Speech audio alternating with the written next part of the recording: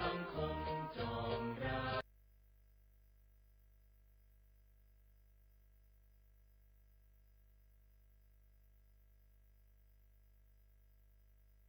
ร่วมใจ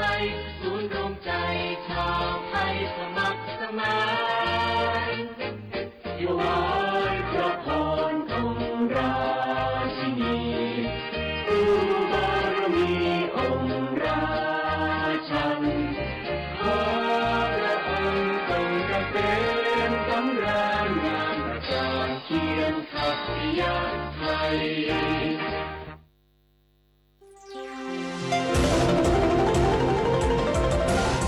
วิทยุแห่งประเทศไทยให้ความรู้คู่ความสุข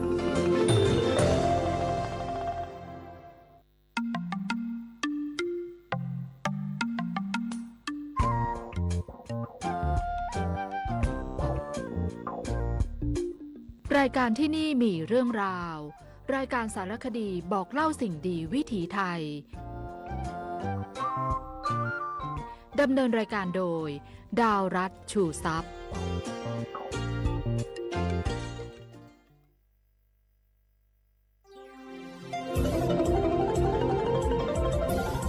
วิทยุแห่งประเทศไทยให้ความรู้คู่ความสุขสถานีวิทยุกระจายเสียงแห่งประเทศไทยจังหวัดเชียงใหม่ AM 1476 กิโลเฮิรตซ์สถานีวิทยุภาคภาษาชาติพันธุ์แห่งเดียวในประเทศไทยที่มีความทันสมัยเชื่อถือได้สร้างอัตลักษณ์กลุ่มชาติพันธุ์สู่สากล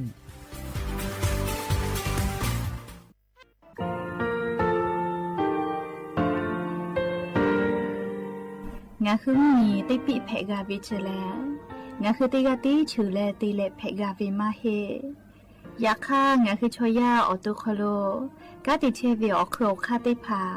คาชูโยอาชูโยวิโยกาคาเดติเลอติแกกาพุติลาวิทปาตองาคือชอยาอาสติกาวิโยงาคือออตุคโลออโครคากาติเชวิอือเวอีเวมาโกติยาเลเลทอกาอายีอือเวคาชเวเพวิโยอลักวงงาคืออตุคอลูอคืออคากาติยายามาเตียลาบิลโกงาคือชอยาทอกาอาสติมากาวิคาชูงาคือมีติปิเพกาวิเจแลงาคือติมูติสุติเพเลอติกาลิลีอาชูโยเวอบูปุตาวิกันติภาคาเสติเกคาเดกากาติเชวิทัปาตองาคือมีติปิจกิเพลากาวิโยเชแลงาคือเทโจโมโครคางาคือมียาถาตอกคอปิลาตาเวปุระเวติจะเสนีเสหปามัชหปานี่งาติจะออกขอทามัววิทยาลัยวิชาการศึกษาประสานมิตรโกเวออคโลจากเกรทาไทโจโมคุโฮกางาคือมียาถาปิยาลาตาเวตอกคอติพายโย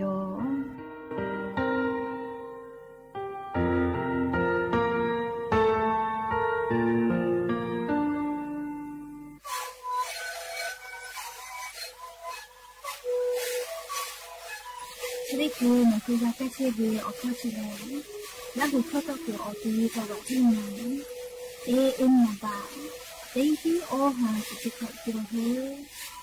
เล่นเล่นหลอกเอาพ่อเอายาแก้เชื้อได้มาเลยดูแลได้ชิ้นมาเลย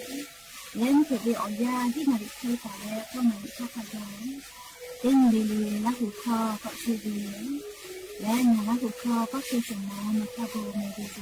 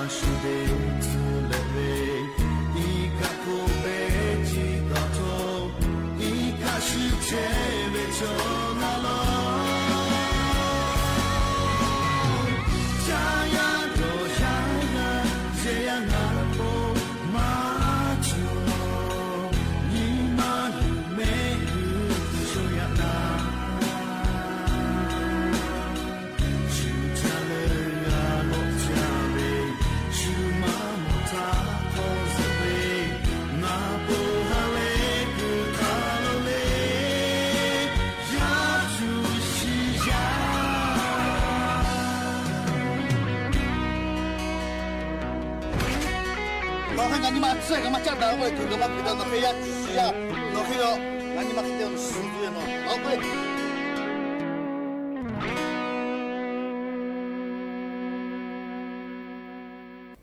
ยาจูชยาเพเวทัปตอเลียชูจ้าชูวชูเดคลิมากาวมากาจ้าจิเมเลียงาคือเวยาปายามีเอติพายาจูสมากาเพกิตูเลียงาคืออปออิติพายกาตาวิอคโลยูคาวินิมาช่วยจอปีแม่เลียยาคาเลียอาสากาเลกิปุวิตุโกติมากาเลียอาชูยอวิชอยาวิอบูทาจาดาลาวิโยแม่อบุดาจาวิโยยาปะฮาติปอทอกาดาจาวิอยาเชอคลงะคือติปออกะมีลาเลอชุปาอุปาโลเชตาวิงะคือราหุยาติภาเกอติแกไรกาอบุดาจาคลอคอกะกอกะดากิเชวิทัปตออลอเปติกาลิเลทาตาอุยอยาวิอคลละเซจาเลไรกาอบุดาจาคลหะยูลาวิโยแมหะวิอวิอเนียราหุยาขะพอเชพอโลเชตาวิขะคิเพเชลีนาติกาลิเลทอกาจาเมดอเมซุเมกาเมฮาเลดอซาเชโอลีนาชเดจวิอยากะนี่คือไทมิงกอคลแลมุยิคอยา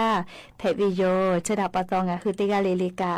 อเจ้ายาคัสเพตอลาเชเวอานาอากอติพัทธะนี่คือตอดะและปุกากะกิตัวโปติกาลิลิกาจาเวดอเวเชเวจอเวติเจลิลิพออายิอยู่และอาชุยอโตโยยากะทะคะเดญหาซานดักกิสิแมมและยันยิเวอยาทอกาเชเดซอคโลสุนิติปอกกะมีลาเปยันยิแลติชือฮาปาอคโลยะญอติชือญิญียันยิแลลั่นเพวิโยและจะขอทอกาญิหินิชงะขอสุขอฮาวิอวิอเนียราหุยาติพาวเตหะเลเลวิอยาหินาริควายตาและกอนาริทักขะไกเตหะเลเลงะคือละหุคอไรกาอบุดาจาวิทยุเรดิโอAM ติฮิออฮาสจิกะกิโลเฮิรตซ์ติไลพองะคือละหุคอตอกเชวิโยเปิดตาเลกันยิพอติพอ Facebook Fan Page สวทเชียงใหม่ AM 1476พอกะไลฟ์สดติดต่อไกเชียวอวิอเนียละหุยาติพาติแกละหุคอพอนาแล้วนี่คือละหุชอจิทาโอกะปิดะกิเพวิโยและยันยิเวอยาแลงะคือไทมิกอคโลแลสุนิเพวิโยสุนิเวอยาแลติสเลเลงะคือไทมุเมียคโลแลเยกะทาตาอืแลเยกะวิอญีตะโกแลแต่ตาวิโยงะคือราหุยาเยกะจอปุวิชติภาเลอาชุยเยกะทะคะเดหะสะเมไลกาพอจามิจากะจักเลเลอคอตอลาวิเลเยกาอสุกอจาวิเลอปีเคเลเลมากาลอจิแมเลก็อปีชอพวกข้าวิโมเพวินาเลชราปตองะคือเยกาจบเปวิชติภาอาชุยเยกาทักคะเดหะสะแมเยกาคโลจอดาหอดาปุวิทยาทาเชซาจอซาปื้อวิมากูกาจากาดอวิอบัวชิติภานี่คือยากาคโลลุลาวิเจยาคานี่คือยากาคโลมาจอมาหอดาปึกแวเลนาวิโกวิอานาปาเลกาเลยากาคอกาจากาดอวิอบูติภากะเมวิเจเคโคกาจากาดอวิอบูเลคือกาวิโลโกติกาลิเลกาอคือปืแลนี่คือยากาคโลกาตาวิโลแมยากาคโลตาดาวิทยาทาอบาพ่อกาติใจวิมาก็ชอบปะมือดะกอเตียคโลกาดะไกวิจิแมเลเคโกงะคือราหุยาติกาลิเลกาอาชุยยากาทะคะเดหะสะแมยากาเลอายิอุจาวิอมูเพวิโลเลขกจกาอยู่เวลาเล่งะคืออวิอเนียละหุยายากาจอปวิชติภาอาชุยยากาทะคะเดหะสะปุตโตอโปเลยากาพอจันดะเวอลอติภากะอลอปติตอวิอยาคโลอยู่เวลาเลงะคือละหุยาติภาทายากาทะจันดะเวอลออยู่เวลาเลโอกาปิลาวิโยแม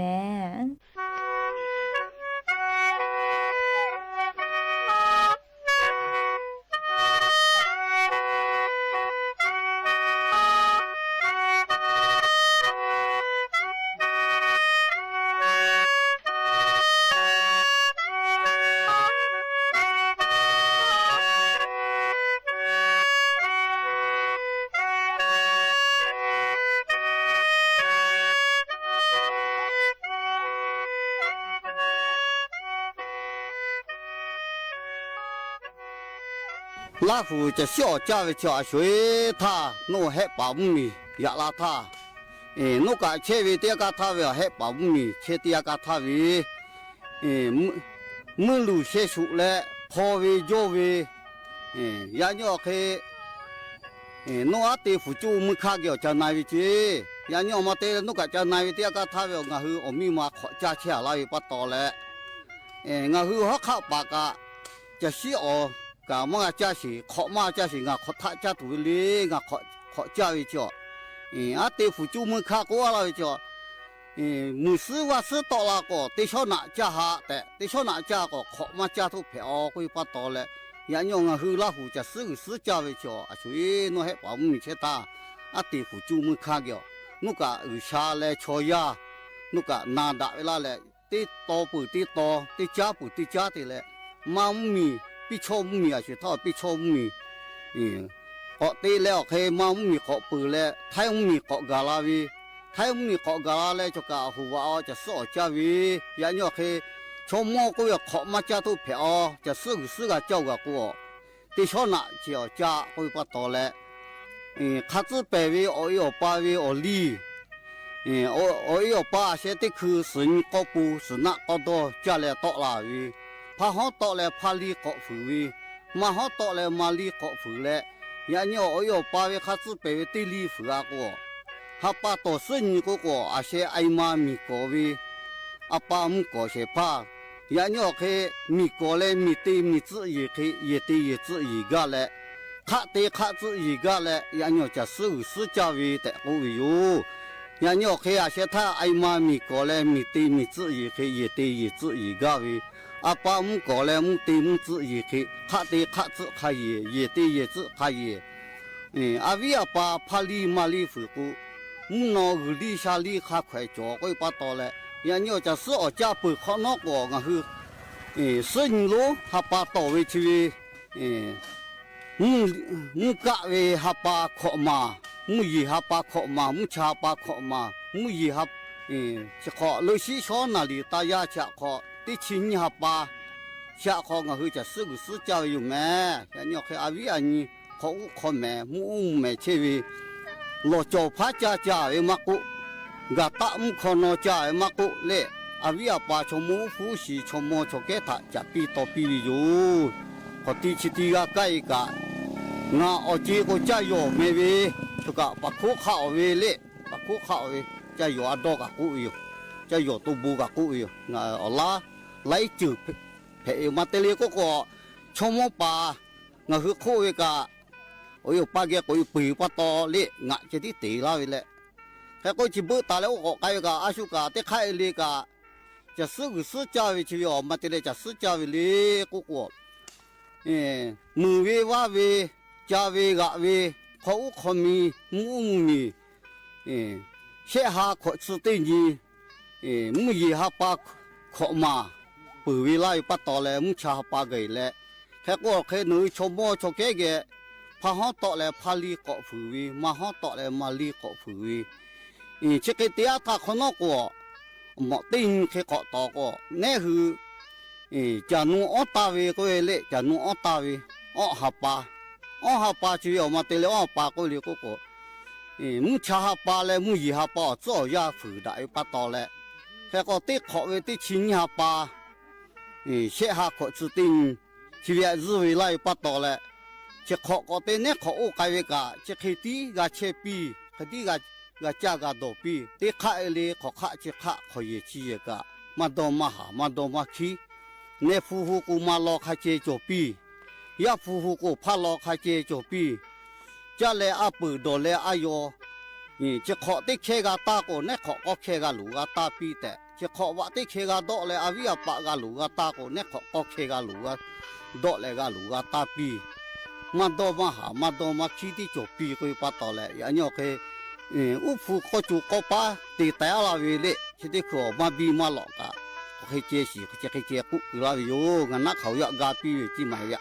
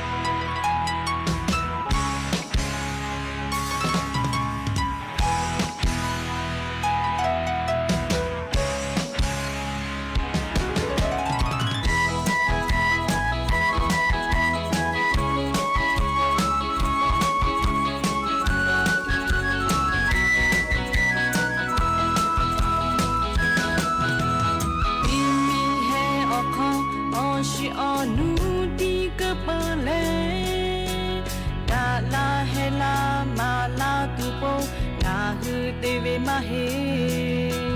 đã về ngũ cha ngũ ye ở tư ở ya khá về ngũ cha tê la về bầu cha tiêu ngô pa mu nơi sa ma ở si ở nu khá về đã la he la mê la tu bầu na hư tê về mà he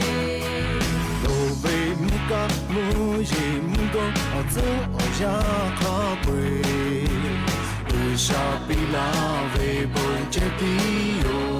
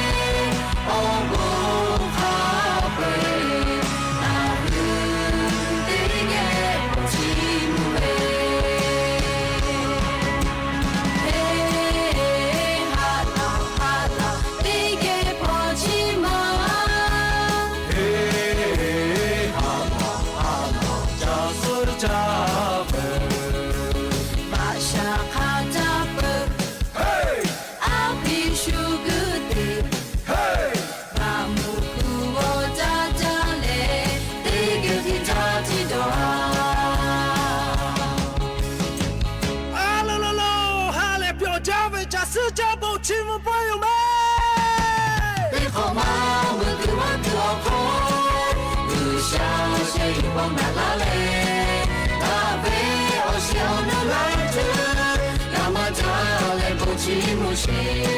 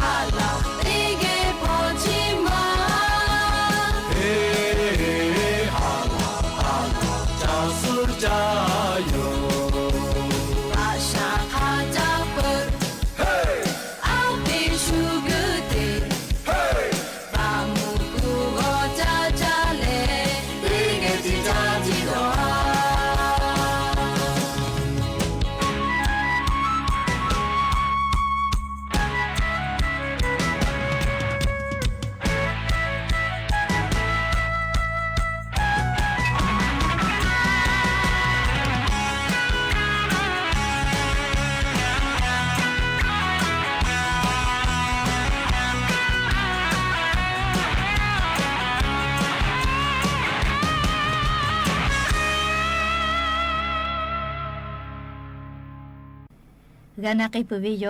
เลจะสจาเวลิคอติผาทกาติปอตาเลกุสพอลก็แล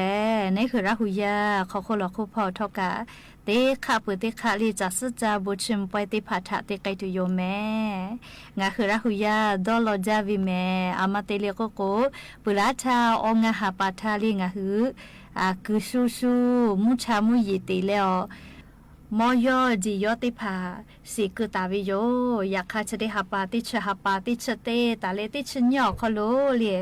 อันนี้คือสีตาวิมอยอจิยอติพาดะลาอุลามุลาเลอสอญุติพานอลาเมลาวิทัปะตอฮาเลหากาจัสจาวิปอยทะโกกะมีลาวิโยเฮโกลิงะคือราหุชมอติพามาลาตาวิตอคติพาชอดะจาวิโลโกมา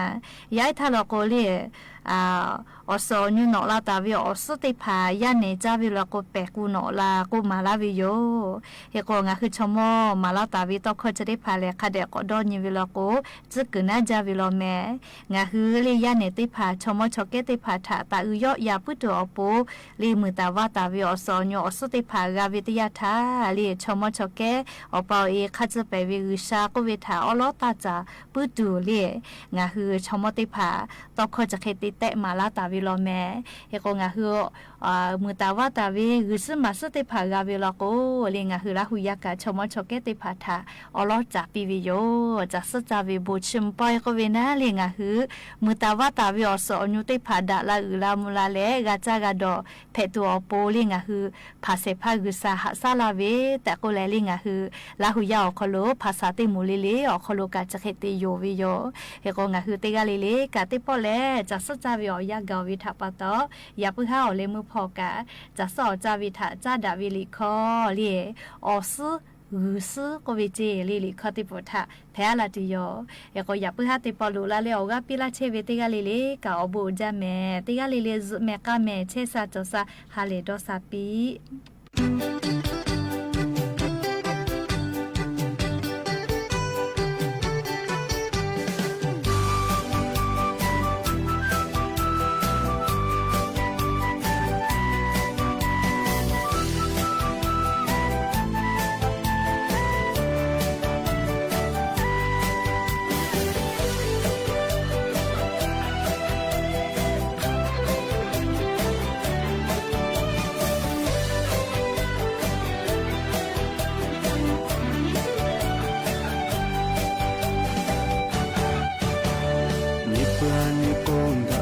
是来自由，民歌口，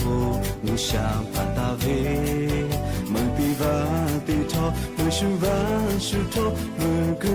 瓦歌口比拉为，呀路个为马宝，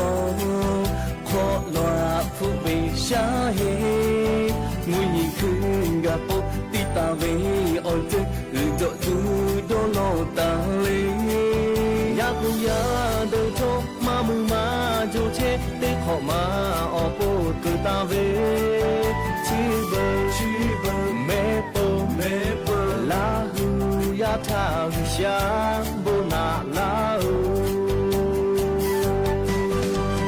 लाली लाहु को विशा बों पिला छेवे माची मोले ता छे पेतुला दोनी पिलो जा बों पिला माजा चिता नामी विशा बों ये लो小破贝达嘞，贝耶托起木皮罗，哦啦啦啦啦啦，不要我，哦乌马乌达拉木克木伊，阿贝下达起阿皮罗，拉鲁贝木克达嘞，拉鲁杰里耶卡嘎，哦啦哩拉木呀我起木罗，哦斯达努里塔里说，哈罗伊个乌小波耶罗，起马哟。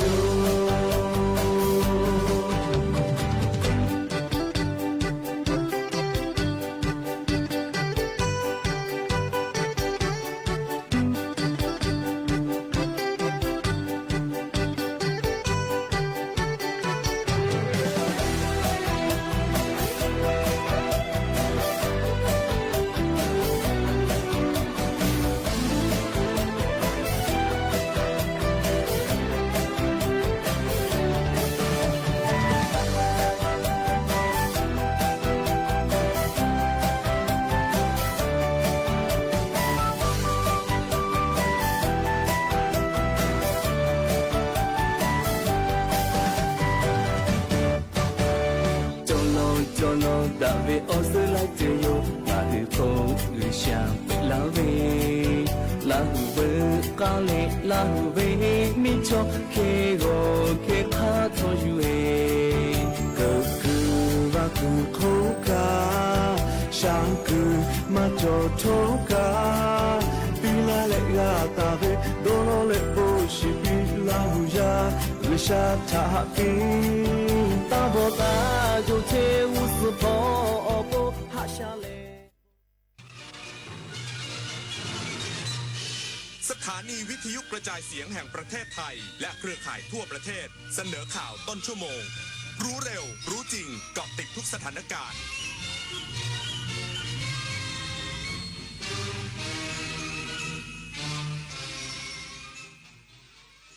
รับฟังข่าวต้นชั่วโมง 21 นาฬิกากับอานนท์ นันตะสุคนครับรองนายกรัฐมนตรีลงพื้นที่นนทบุรีติดตามรับฟังปัญหาด้านการศึกษาและสวัสดิการครูพร้อมเร่งรัดให้เกิดการแก้ไขอย่างเป็นรูปธรรมอีกสักครู่กันมาติดตามรายละเอียดครับชาติศาสนาพระมหากษัตริย์คือรากฐานของความเป็นไทยร่วมกันสืบสานปกป้องและภาคภูมิใจในสถาบันหลักของชาติเพราะความมั่นคงของแผ่นดินเริ่มต้นจากหัวใจของเราทุกคนรักชาติรักษาศาสนาเทิดทูนสถาบันพระมหากษัตริย์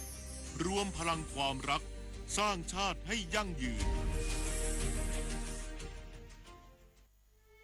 พระบาทสมเด็จพระเจ้าอยู่หัวทรงพระกรุณาโปรดเกล้าโปรดกระหม่อมพระราชทานผ้าพระกฐินตามที่กรมประชาสัมพันธ์ขอพระราชทานไปทอดถวายยังวัดพระสิงห์จังหวัดเชียงรายในวันเสาร์ที่ 25 ตุลาคมนี้เวลา 9:30 น.ขอเชิญพุทธศาสนิกชนร่วมงานทอดกฐินพระราชทานและร่วมทำบุญเพื่อถวายเป็นพระราชกุศลได้ที่บัญชีกฐินกรมประชาสัมพันธ์ธนาคารกรุงไทยเลขที่ 068 0060 154เมื่อเราก้าวทันเราต้องรักษาพัฒนาและส่งเสริมผลประโยชน์เพื่อความก้าวหน้าสู่ยุทธศาสตร์ที่สำคัญเราพร้อมผลักดันกิจกรรมเชิงรุกที่สร้างสรรค์ในทุกมิติรวมทั้งสร้างสรรค์ความเข้มแข็งในภูมิภาคที่มีอาเซียนเป็นศูนย์กลางเราสนับสนุนการส่งเสริมและเชื่อมโยงในเวทีเจรจาการค้าการลงทุนเรารักษาสันติภาพเสถียรภาพความมั่นคงและความมั่งคั่งประชาคมอาเซียนประชาชนเป็นศูนย์กลางเราไม่ทิ้งใครไว้ข้างหลังเรามาเชิญชวนทำกิจกรรมเดินวิ่งการกุศล9ด้วยธรรมครั้งที่9ครับซึ่งจะจัดขึ้นในวันที่9พฤศจิกายนนี้มาร่วมกันเยอะๆเพราะว่าเป็นสิ่งที่ดีมากๆช่วยเหลือโรงพยาบาลทั้ง19โรงพยาบาลก็มาร่วมวิ่งทำบุญกันเยอะนะครับติดตามที่เพจ9ด้วยธรรมนะครับดูรายละเอียดมาสมัครมาร่วมกันได้ครับเรามีวิ่งกัน2ระยะมี5กิโลแล้วก็ 10.5 กิโลสามารถร่วมบุญกันได้ค่ะก็อยากให้ทุกคนเนี่ยมาวิ่งมาร่วมทำบุญมาสนุกกันเยอะๆนะครับ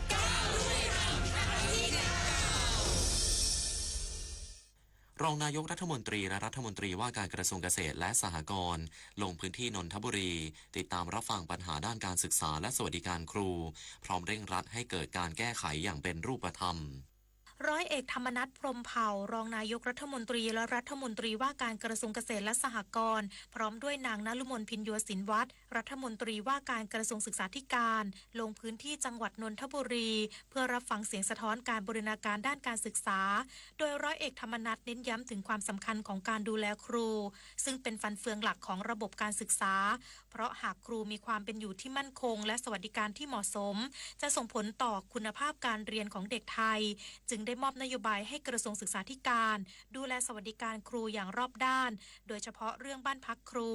รวมถึงการซ่อมแซมโรงเรียนที่ได้รับความเสียหายจากน้ำท่วมซึ่งจะใช้งบเหลือจ่ายเพื่อเร่งปรับปรุงให้พร้อมใช้งานโดยเร็ว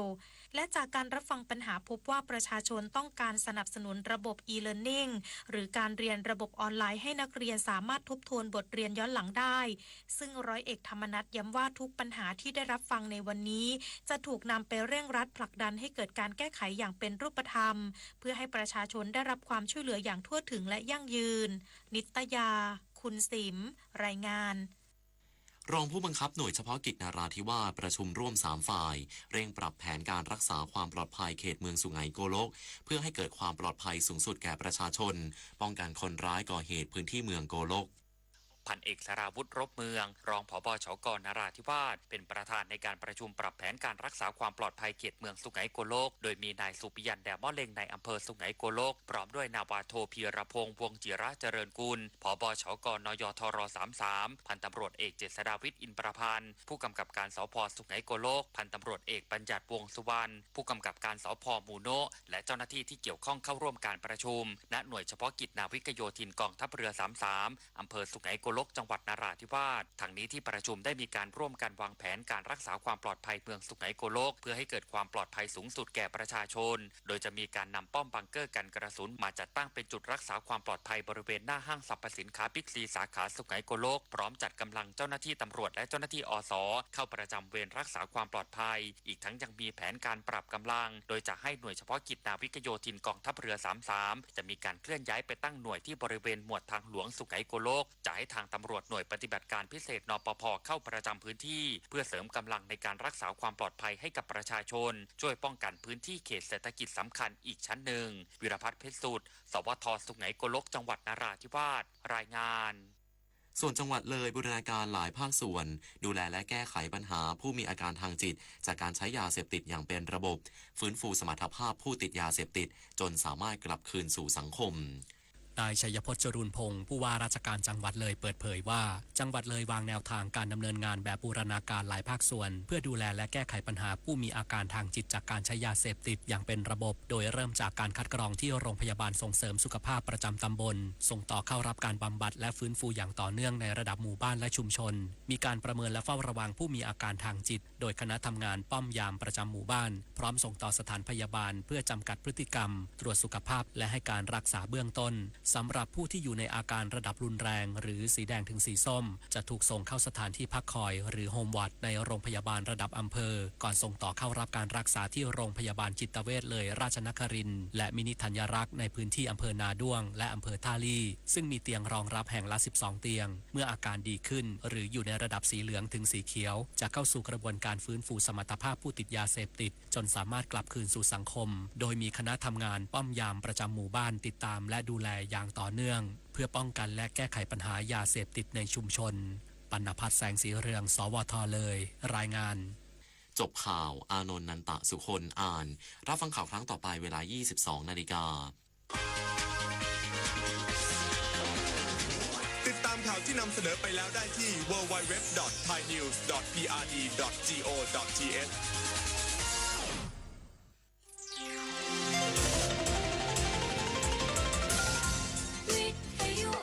ประเทศไทยให้ความรู้กู้ความสุข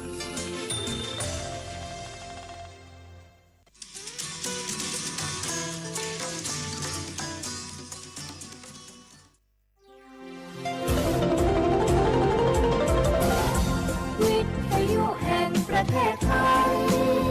ให้ความรู้กู้ความสุข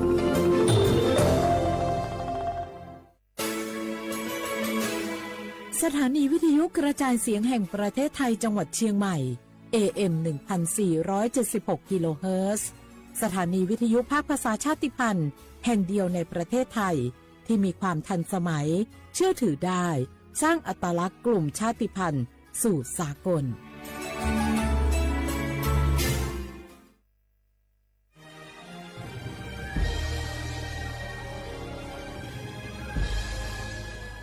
เกิดเป็นคนไทยเติบโตบนผืนแผ่นดินไทยจงภูมิใจในความเป็นไทยชาติไทยเรานั้นนับเป็นชาติที่มีความเป็นมาเก่าแก่ยาวนานเรามีภาษาวัฒนธรรมและมีสิ่งต่างๆที่เป็นเอกลักษณ์ให้เราได้ภาคภูมิใจในความเป็นคนไทยเราควรเห็นคุณค่าและมีความรักชาติหวงแหนแผ่นดินอันเป็นมรดกของบรรพชนร่วมภาคภูมิใจในความเป็นไทย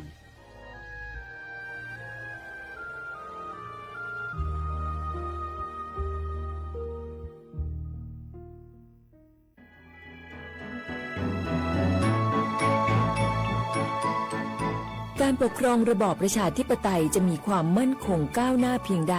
ขึ้นอยู่กับการที่ประชาชนในชาติรู้จักสิทธิเสรีภาพทำหน้าที่ตามความรับผิดชอบและมีคุณธรรมเมื่อมีความคิดเห็นที่แตกต่างเราจึงต้องเรียนรู้และแก้ปัญหาไปด้วยกัน ด้วยความสามัคคีปรองดองของคนไทยทั้งชาติเพื่อก้าวสู่ประชาธิปไตยที่มั่นคงรู้สิทธิรู้หน้าที่ตามวิถีประชาธิปไตย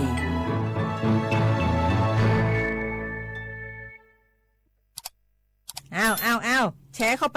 ปบะอ่านเลยก็เกี้ยวกับผมก็ดูอยู่นี่นะเจนี่มันก็เป็นโลโก้ของหน่วยงานราชการนะนี่เข้าไปตรวจสอบเป็นยังว่ามาจากหน่วยงานรัฐแต่ก็ระวังก็เป็นเหยื่อเข้าปลอมเนอะเอาฉะนั้นเลยก็นี่ใจถ้าบัตรตรวจสอบไม่ชัดเจนนะแต่ที่จะได้ประโยชน์กลับส่งผลกระทบสมัยนี่มันหลอกกันง่ายนะหลอกเรื่องการทับซิทธิ์นั่นนี่โน่นเพื่อให้เขาไปกรอกข้อมูลส่วนบุคคลแล้วก็เอาข้อมูลเหล่านั้นเนี่ยไปทำธุรกรรมต่างๆหรือแม้แต่หลอกให้คลิกลิงก์สารพัดที่มันจะทำนี่นะถ้าอันโหจะเนี่ยจะได้ดีนี่เจนี่อย่างแรกเนี่ยต้องตรวจสอบข้อมูลให้ชัดเจนจากหน่วยงานรัฐเนี่ยก่อนข้อ2ต้องมันติดตามข่าวสารหูเต่าตันและข้อ3ต้องมีสติไม่ได้เจืออย่างง่ายๆนะเพราะว่าพวกมิจฉาชีพมันจะใจความเจือความศรัทธาความโลภและก็ความกลัวมาหลอกคนทำให้หลายคนตกเป็นเหยื่อเขาก็ต้องแบบเป็นส่วนหนึ่งในการตกเป็นเหยื่อหรือแชร์ข้อความอันเป็นเท็จบางอันเนี่ยเขาก็จะมีความผิดใดอยู่ดิ้มว่าดีหาเหลืองติดคุกแล้วแก้วนี่นะขอโทษครับเจรู้เท่าทันป้องกันการตกเป็นเหยื่อจากแก๊งหลอกลวงปรารถนาดีจากสำนักงานประชาสัมพันธ์ที่3กรมประชาสัมพันธ์ค่ะฮัลโหลสวัสดีครับพี่น้องอายุนี้เดือขยาวโฆษณาไกกะกอสถานีวิทยุกระจายเสียงแห่งประเทศไทยจังหวัดเชียงใหม่พปานเนอบีเคฮอมอนาแอออนหลีญาเมเจสถานีวิทยุกระจายเสียงแห่งประเทศไทยเฮนาอย่าซื้อก้อนบีเอดูอย่าล่อนแต่ช่องหางละหาเช่กับปจาการเนอดูพ่ออีสอนนี่กามาเล่าเนกามองขากากาอีกุญญาอายุเนียวโฆษณาบีเกหมอญาแลนึงมาอ้อนานากาไงเหลียวเนไงชนยังอายุเนียวนากาสมบูนาหอนี่จำยองาซุงมีสีโกจำยอโกเย่และงาเดใจที่โบนาหอนี่จำยอเวนี่มีโกเย่งาสีเวและงายีเนียวมาเจอเกญ我是ชาย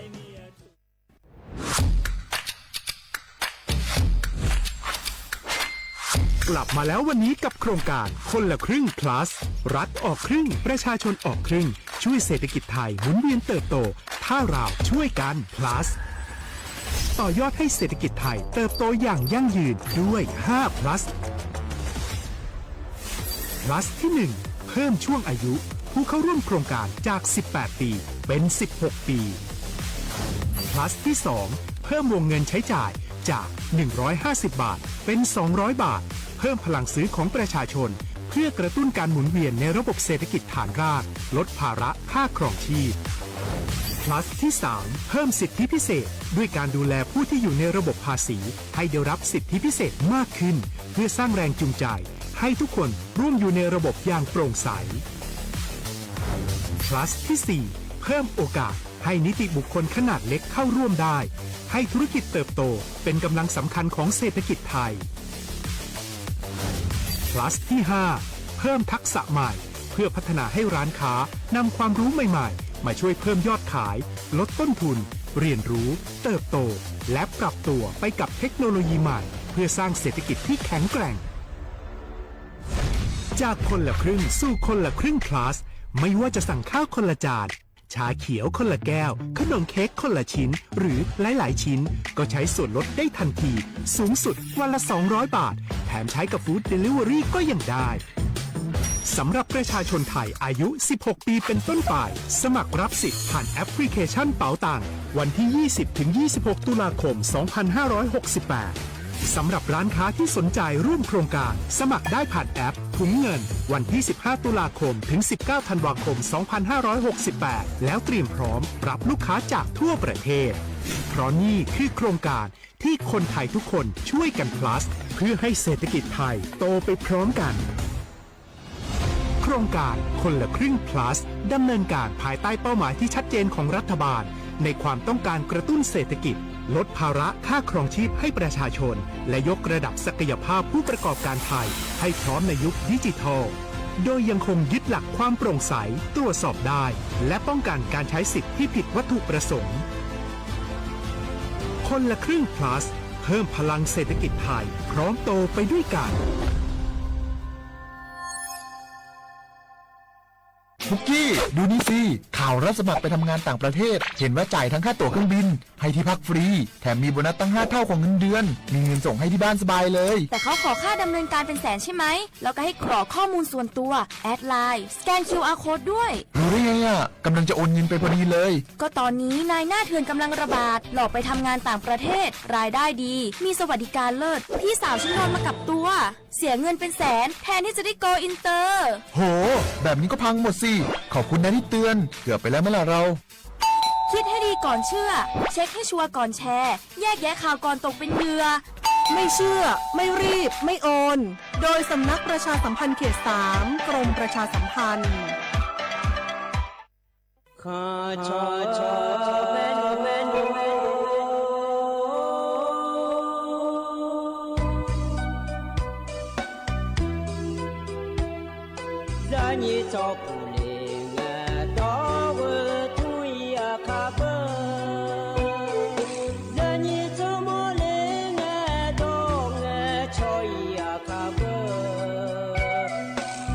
พามาสิจอชาโล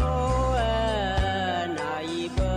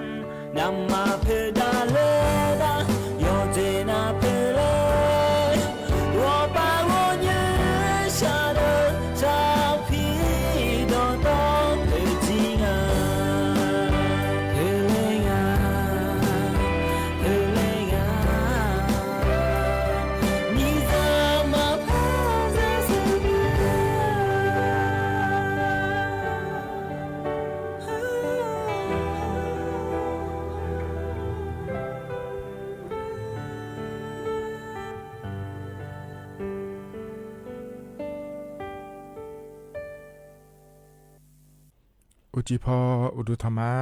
อายุนี้ว่านาลุเนเดยเนียวนิมจีนะล้อเยเนียวจอนเจอสีนังนะกละแม่เยเนียวจอนงนะฉลางานเนเยนี้ยอมยากานาขอเนี่ยเฮกานงการนี่นะเยนี้คลียามกุดอมาล้อเยเนียวกลองยาซา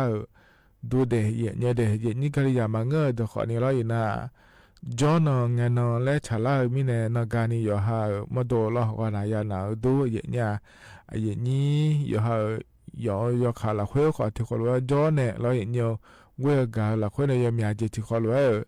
ยามตาดาดูเดียเนี่ยเดเธอหัวนี้จอนเนี่ยขอที่คนว่าจะตามาเราเห็นเยอะดื้อไม้เหมือนแม่เนี่ยอินนะขอในเราเห็นเยอะเธอวันครอบครัวแล้วครัวอันนั้นขอในฉลาแม่เห็นเนี่ยยออันนั้นเรายอละคุยอันนั้นเลยเดียเนี่ยที่มิเนี่ยเราคนละวันอันน่ะเราอินก็ดูแต่มาเนื้อมาเงือเราแกยันนะขอเนี่ยยอมยาน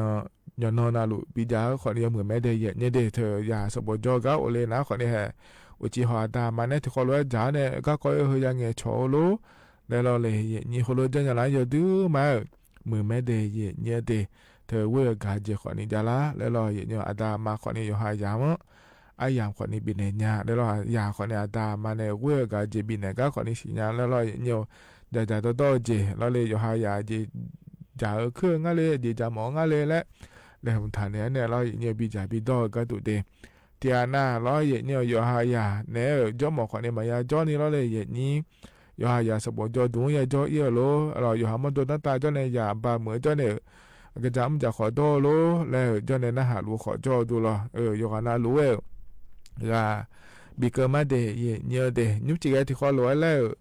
จอดามาเยเนี่ยอินาวันนั้นอันนั้นชาลาหลวยรอเยเนี่ยเธอเยนี่นะก็ต้องเฉียวก็กอมาอยู่หมดจะชาดัวก็กอมาขนมจะกะกะด้านในบิสิปิกามาน่าเธอแต่มาเงือรอเดียขาเดี๋ยวจะก็ขอเนี่ยรอเยนี่ไปเปลี่ยนเลยนะหาดาพายขนมจะกะด้านในบิสิปิกามาเพราะเนี่ยบินหาดามาเดเยเนี่ยเดถึงมีเนี่ยรอเยนี่เฟซบุ๊กไปในนะหาลัวนะขอนี่กดไลค์กดแชร์แล้วเถอะเดินในจำแม่เดย์เนี่ยเดที่เขาเลยจะได้มาเนี่ยหรอเขาก็เนี่ยนะเนี่ยอันนั้นจะแม่จักรได้มาเดย์เนี่ยยุบจีเขาก็เนี่ยเนี่ยทอนจ่อหรอเนี่ยอดีตขาอันนั้นนะขลาที่นั่นฉลางเดย์เนี่ยเดบลาสีนะขอเนี่ยเชสีคนนะเซที่ของเดย์เนี่ยไทยอันนั้นนะอินาวันอาทิตย์แล้วเนี่ยอันนั้นนะอันนั้นเช่นนี้บลาสีนะเราเนี่ยตุลาคมและขั้วสีเดนะขอเนี่ยนิพังยาโกเชี่ยเดย์เนี่ยเดเฮนะเราเนี่ยขอตัวละโตล้อเนี่ยนะถอนจ่อยุ่มเจียวอายามเราคุยเดย์เนี่ยก็งั้นเนี่ยก็กอเลมท้าเฮมายจักรได้ในมีนะเราเนี่ยแต่ชาติบุมแล้ว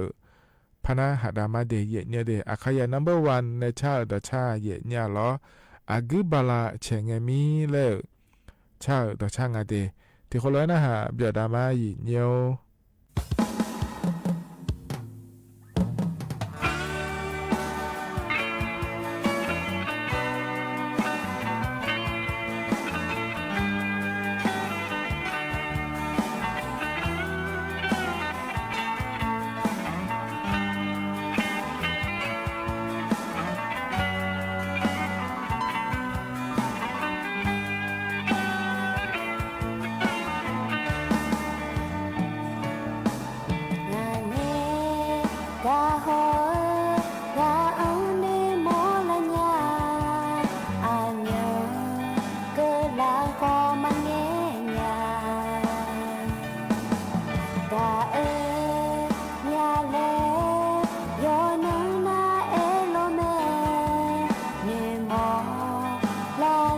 我想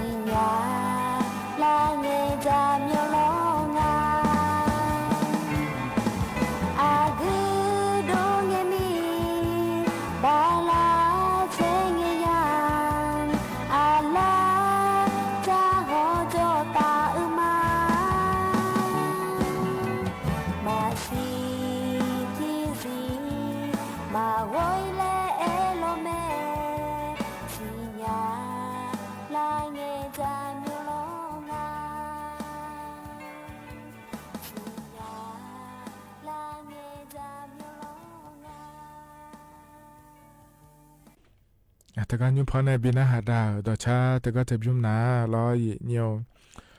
อากุบาลาเชงเงมีแล้วชาดอชางาเดยเนียวเดยอนาหลวงพอในบินาหาดาแกยานาหาเปียวดูลอยเนียวเฮก็จะนอปาลาในนาหาลาอยู่ว่านาหลวงดูธรรมะเนียล้อมาข้อปในนาหามาเฟซบุ๊กปานในนาหามาเดยเนียวอินาจนเงินชาลามีนาล้องานแหนอายุเชื่อมือแหนลอยซาลาที่ขอรู้จดามาเดยเนียวเด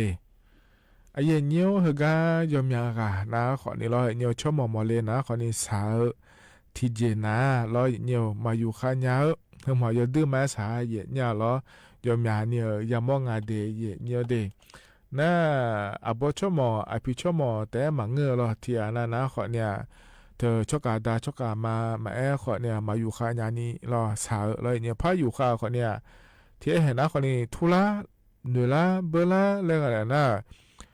เห็นแล้วภาษาเถียงพยังอะเถียเนี่ยเราอยู่ข้างยากาเนี่ยเฮ้ทุละนะมาพาอยู่ข้างยาแล้วพาเปียขอนี่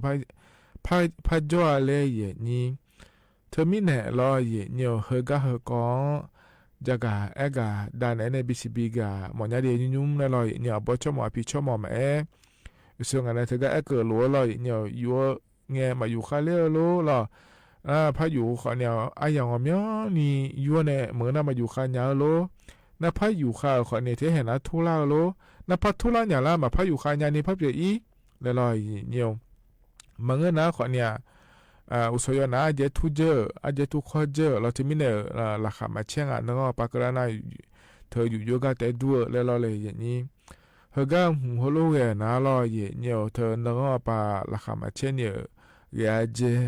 เนี่ยเธออาจจะมุ่งเข้ามามือแล้วรอเนี่ยเธอมีเนี่ยเธอก็กรมสุขภาพจิตและคุ้งอาเทเนี่ยหมอเธอก็พบเนี่ยจากการกาหลอดยุ่งจังผังง่ายอยู่ทำมาด้วยยุ่งเขาเลยเลยเนี่ยผังง่ายเลยยุ่งเลยอย่างนี้จะนายาผาจากการกาด้านในบิสิบิกาเนี่ยเดยเนี่ยเดกดตีสิตียางง่ายเทเนี่ยอยู่หาจังยาวเธอรอเนี่ยอันดับแรกตีนะขอเนี่ยนึกว่าไปอยู่เงี้ยล้อนาฬิทิลาตาถ้าอยู่เจเนี่ยล้อเธอนาฬิทิลาตาอยู่เจนะอุจิพออยู่เล่งเงี้ยมาอยู่ข้าอยู่ในปีอิสระเจเนี่ยเธอมีเนี่ยล้อเนี่ยนึกว่าไปเจถ้าอยู่เจล้อเนี่ยล้อเมียอายอมยานี่นะล้ออาบชั่วโมงพิชั่วโมงมาเลียนะขอนี่เธอก็ขอมาอย่ามีเนี่ยล้อนี่มามุ่งช่วยไปงานเนี่ยนี่เราเธอมีเนี่ยอายามยอมไม่นี่จ้าน่าอยากเป็นคนยอมอย่างนี้จ้านะขอเนี่ยเทียนะขอเนี่ยทีวีเขาเนี่ยอยู่ข้าวโลแล้วขอนี่รอเยอะยอมอย่างนี้จ้าเนี่ยเธอมีเนี่ยรออยู่ข้างยากันเนี่ยนาฬิทิลาตาทายุเจเดแล้วตัวก็งานเทียเยอะนะนี่ติเตียก็ดูนะขอเนี่ยเธอเนี่ยหาเงินเยอะจังรอเนี่ยที่ปอนากาเจียนาซาโลแล้วงานเนี่ยเยอะนี่รอยาหมูหุ่มมาเกโลแล้วเรายุ่งจ่อเลยเนี่ยก็มาชนะเอาโลมันก็น่าขอนี่ยาเพียวมายาอีกคนละสาละมือโลเราคนรู้เจอยู่หากาเล่นี่แต่แล้วงานเราเนี่ยอย่างนี้อยู่หามอดูหากายาซาโดผายเราที่มีเนี่ยอย่างนี้เด เธอในที่อานาบ่ชมอภิชมมองกว่าสักกามิเนรออยู่หายาเดเบอร์ทำชักสุนีจ่อและแต่แม่ในเหตุนี้ยาหมูอาจารย์นาเกอขอเนี่ยมาบีแล้วเหตุนี้เฮ้อาจารย์นานาขอเนี่ยมาบีหมอแล้วเหตุเนี่ยก็อาจารย์นาบีซาโดเธอจะมือแม่เจที่ไม่ในยาเดขอเนี่ยล้ออาบ่ชมอภิชมมองมาเดลงไงมิเชลมาเนี่ยเดอหูมาล้วนแล้วมาเงินนาเลยเนี่ยอาจารย์มายาเจ้านาขอเนี่ยมอดูเฮกาจีอาซาโดภายนั้นว่าบีมัวเจเดเจมังเงเจเดเนี่ยเดเฮนั้นยี่ติแล้วน่าสมติก็ดูนะคนนี้กันยานะเธอก็ชอเครื่องดื่มคาเฟอีนและคุ้งอาเทยเนี่ยเครื่องดื่มคาเฟอีนแล้วเธอนะขอเรียมานี่นะ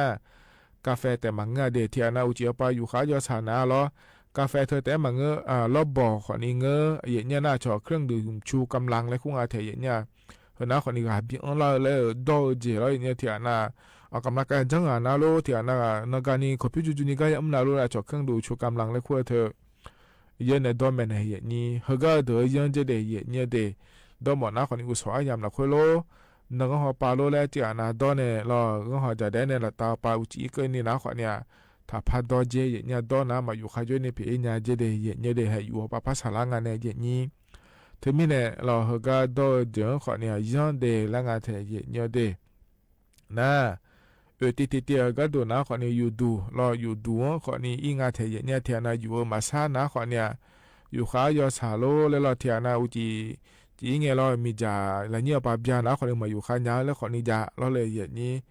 เธอมีเนี่ยรออย่างเนี่ยโฮโลก็คนนี้มือพายฮอลเนี่ยจะเดี๋ยวบ่ชมอภิชมรออยู่หมดดูแต่เจ้านะคนนี้อยู่หายสิญญางานเนี่ยอยู่ดูโฮโลเวล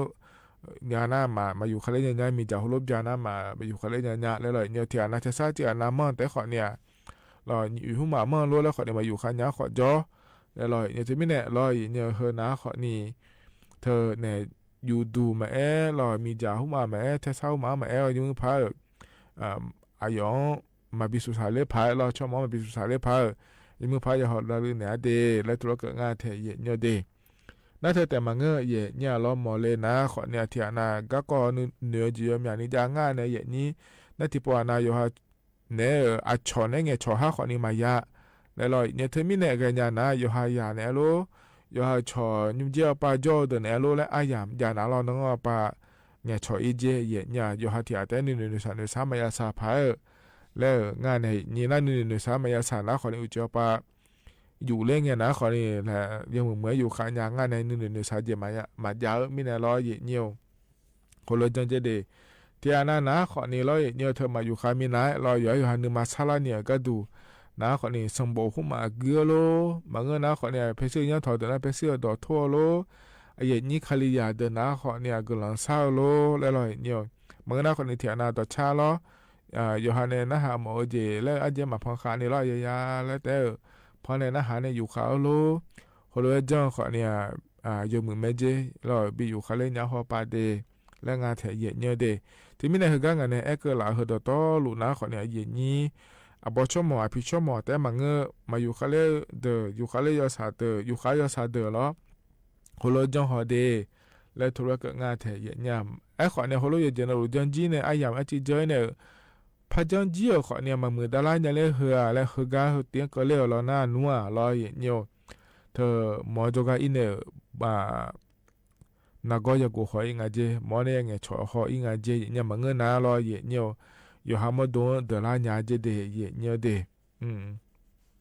ขอนี้ที่อานาร้อยเนี่ยเธอเนี่ยอบชมอภิชมมอเลียนะขอเนี่ยที่อานาล้ออุจิยนาลีซุมลาละโลละยาอยู่เกินนะขอเนี่ยที่อานาล้อทุลานะขอเนี่ยราคาเช่นอกจากนี้จอนยังไม่เจเราอายุโฮโลเปียง่ายเนี่ยที่อันนั้นในซุมลาละก็แต่อยู่เคยขอนี้ยอโลแล้วยังง่ายในนี้เดเนี่ยเดที่มีในเฮนะขอนี้รอนี้ยาสิญญาเนี่ยเยอะๆฮะชอเชี่ยขอเนี่ยเยอะๆฮะเยอะจังเนี่ยยังมือจะซาเลไปอยู่ขายาผ่านยาเลยแล้วเราจอนยาผายและจักรกาด่าเนี่ยในบิสิบิกาเลยเดเนี่ยเดอันนั้นใจที่ก็ดูยีเนียวเฮนะล้อยีเนียวยมีอาโปยจะกาดันเนี่ยละล้อเธอก็มีมาแก่ล้อโครงการคนละครึ่ง plus และกลัวเธอยาอยู่มาเพลดูไม่ได้ยีเนียวเดเธ แต่ก็บริไม่เลยเดอหมออันเดอนะขอเนี่ยอันนั้นเชื่องานเนี่ยแหละต่อปะบลาเสียชมบิดอันเนี่ยอยู่เมื่อก็ดูนะขอเนี่ยรออยู่เมื่อเดอนะรอเนี่ย你切呢？你切过个呢？老来也你用一年，全面当一年盐吃了呢，你切过个了，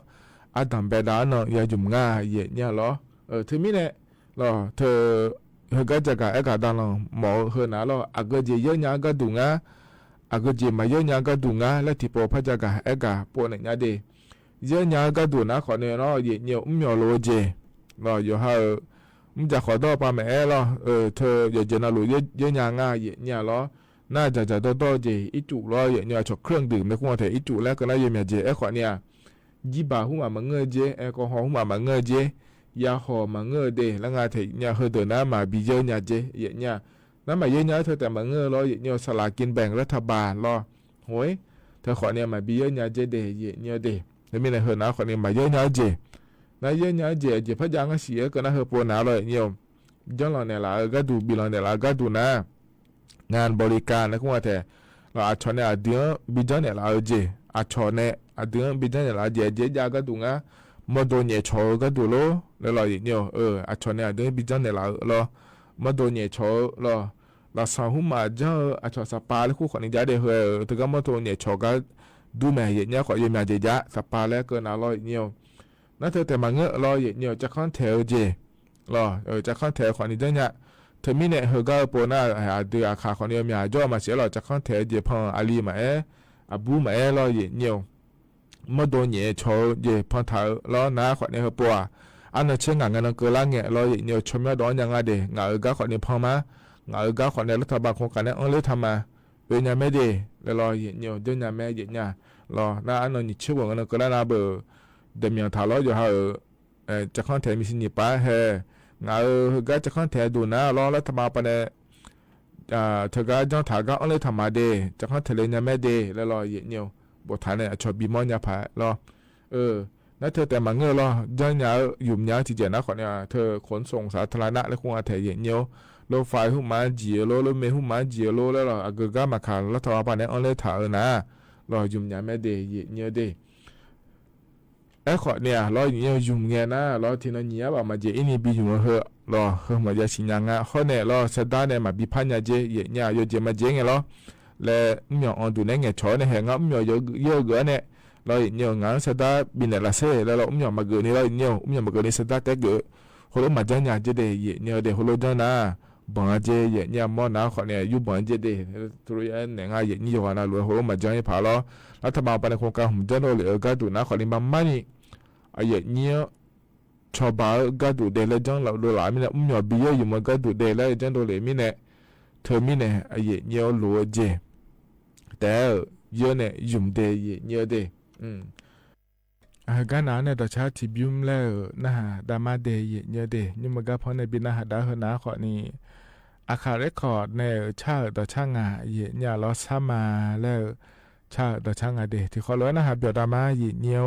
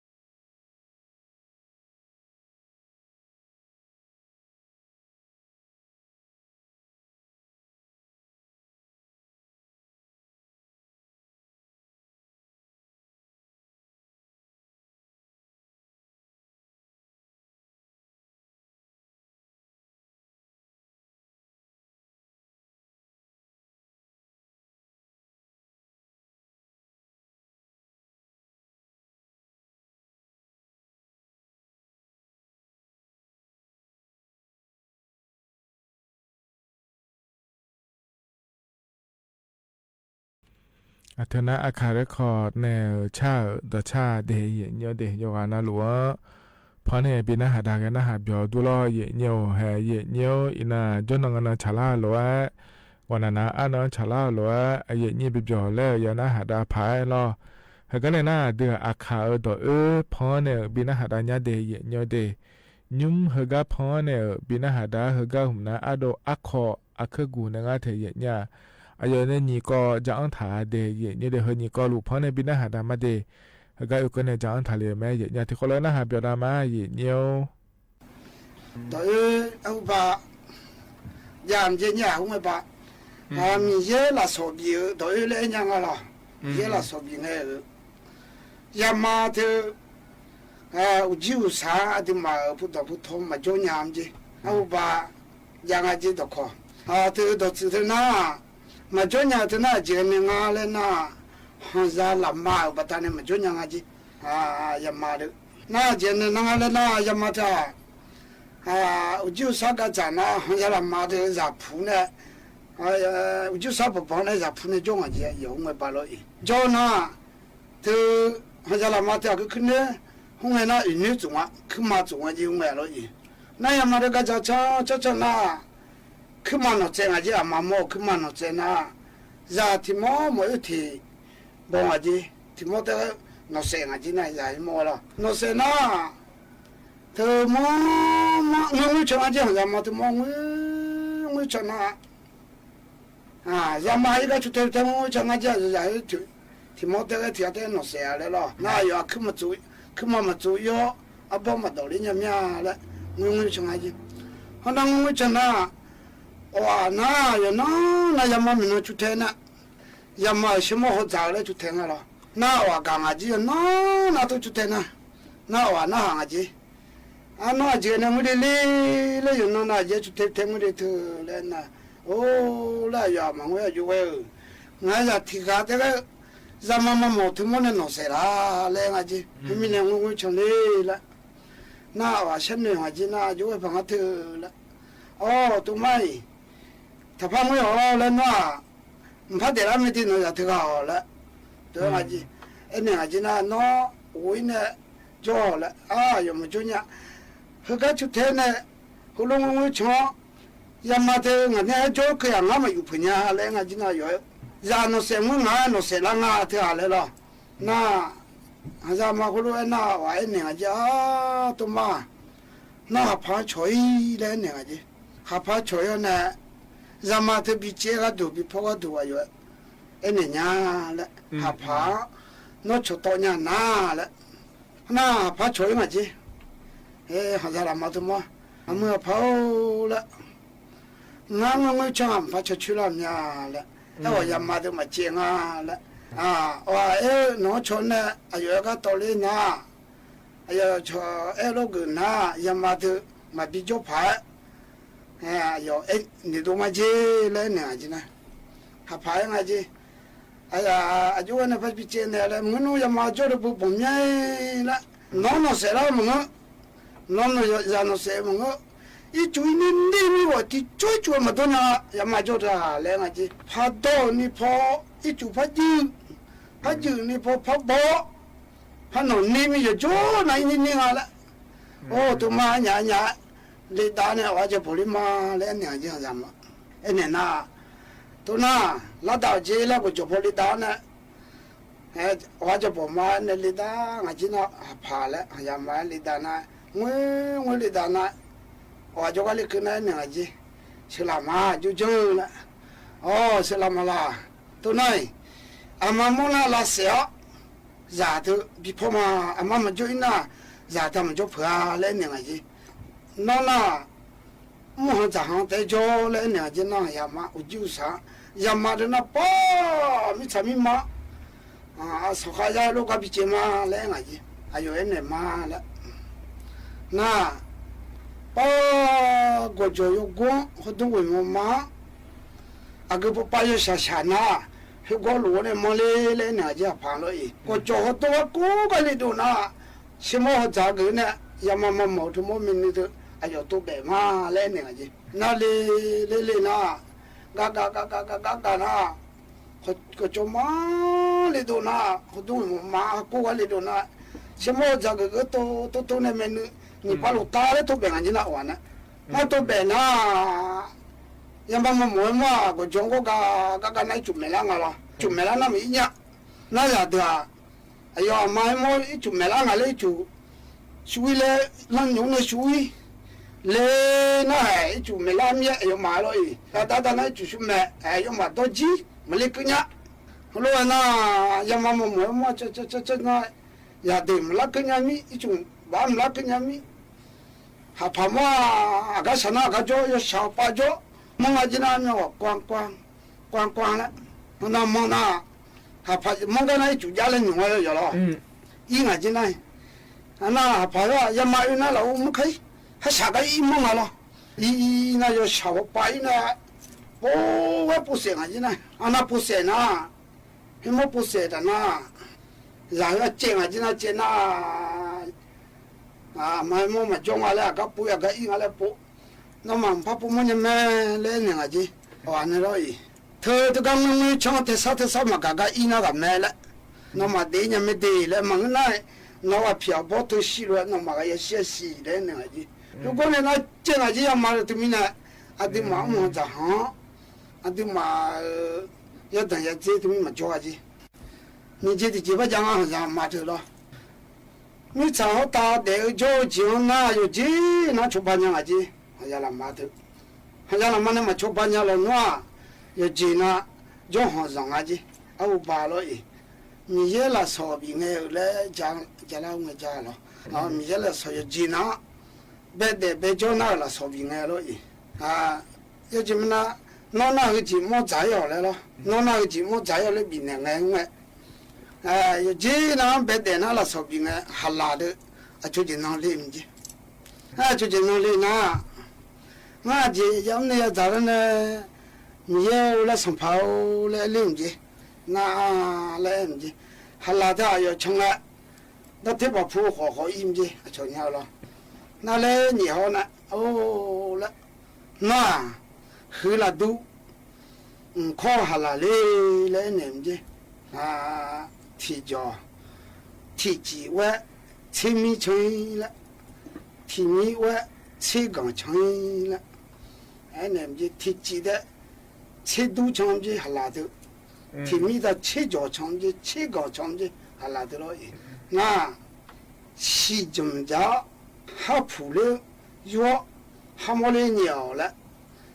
西中家新的堆了那么的，没拿了。那我对啊，后来都考下了，这都差的面路，挺好唱那个，对啊，几面对路河对路呀，这没就面来，你我就那来了了，我那一头那要我不咋那，我就常让铺呢，然后呢，你才做么子呢？然后那切莫我就那切莫我那。哦老嘞咪哟了，喝了都来靠拉嘞，天气得一切都唱咪哟，天咪啊路切刚嘴。喝了都来靠拉来了，还铺了，地毛有一，还没了第三年没有了，是怎么着好？是呢都没有了，才俺这有了一个你才那好像老妈个那俺家。就爱那头了，提脚路车毛生意，提肚路车子嘴没有了，听下子，哎呀，快了，提脚提米的车肚成啊，提米的车脚成啊，提脚的车毛成了，听下子你知了。提莫路车站的了，成下子提莫ที่มาโบตัวที่จะดีเลยเชียงจีน่าเชียงจีฮัลโหลยาลอน่ายาลามาอลอน่าฮัลลินนะอาจิจุญาละมิชาวตาที่จีมพจุญญาอุญญาฮัลเลนอยู่เนี่ยฮัลโหลมานะที่ปูได้ฮัลโหลรู้อันนี้เชียกาพื้นแล้วอยู่ดูเนี่ยมีฮันเนี่ยชุดเจ้าไงจีน่าชุดเจ้าเนี่ยหงายฮัลโหลมาเถอะไอ้คือมันโนเจ้าไงสิจิงไงเลยอันนั้นโนเจ้าน่าพออยู่ต่อยเนี่ยแค่เลยไงจีน่าน่ารู้เลยไงจีน่าฮัลโหลมารู้ชุดเจ้าเนี่ยฮัลโหลมา好了，做鬼呢，哎呦，让得了，你莫你生啊，真的，你生啊，阿罗那那个他帮啊，要做鬼呢，那个呀，你生没了，那个真的，哦，参没了，那个真，米拉说那都一他没了，那我说你钱米拉说比钱没了了，用人家的钱人家拿了，那个真，哦，人家了，哎，那你们他一把没了，那个真什么？哦，我们他家了，那个真的。那我说车嘛，他妈俺们那家来娘子呢，那我说车他来娘子，喝了都来烤哈啦来吃没了了，那就来不样子，那要么不娘子，哦，米肉，喝了都来烤哈啦来。ที่จีเตยเชดูใจที่มีอาลูเชจอจุยที่มาอุยเชยาเดยละเชมังโลละเอ็งอาจินังมังมาละเอ็งอาจินะสิจำจ่าฮอสิเนดอยมีโยเชมังโลละงมาละเอ็งอาจินะที่เตยเชดูจังอามีโยบอโยซาเทที่ดูเตยเชจุงอามีโยบอโยซาเทละเชเมลอเลยนะจีงมาเลยนะจีที่มาเอาไว้เชจาบงที่มาจุยมีโยละเชนอเลยนะจีงมาเลยนะจีทุกเมื่อเราเนี่ยเสียชาเลยนะจีนะน้อ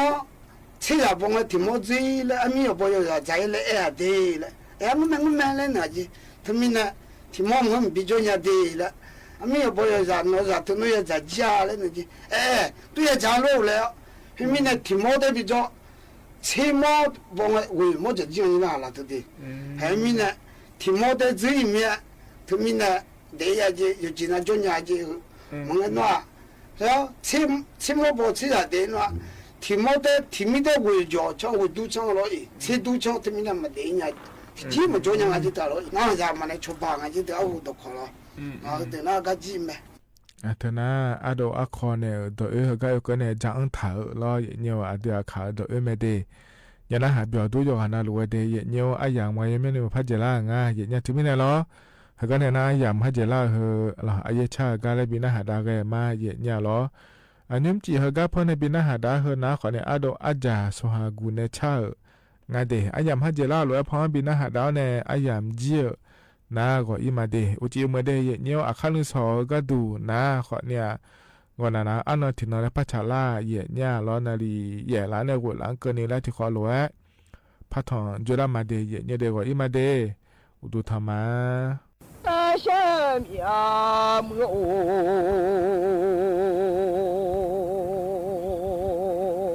不都牛啊，听那的呀牛听那么哦，我只要梦啊，听啊啥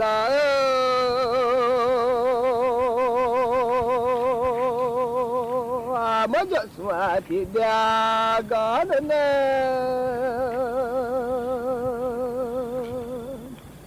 老杨就说个当路那的，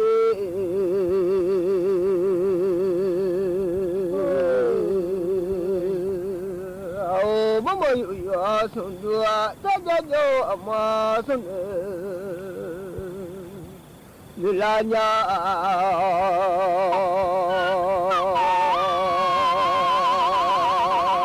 我有呀，送的。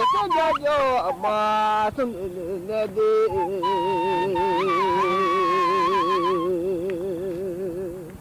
นี่บ้าหญิงเมื่อและแย่เดือมังเงาดูบ้าหญิงเมื่ออย่าเล่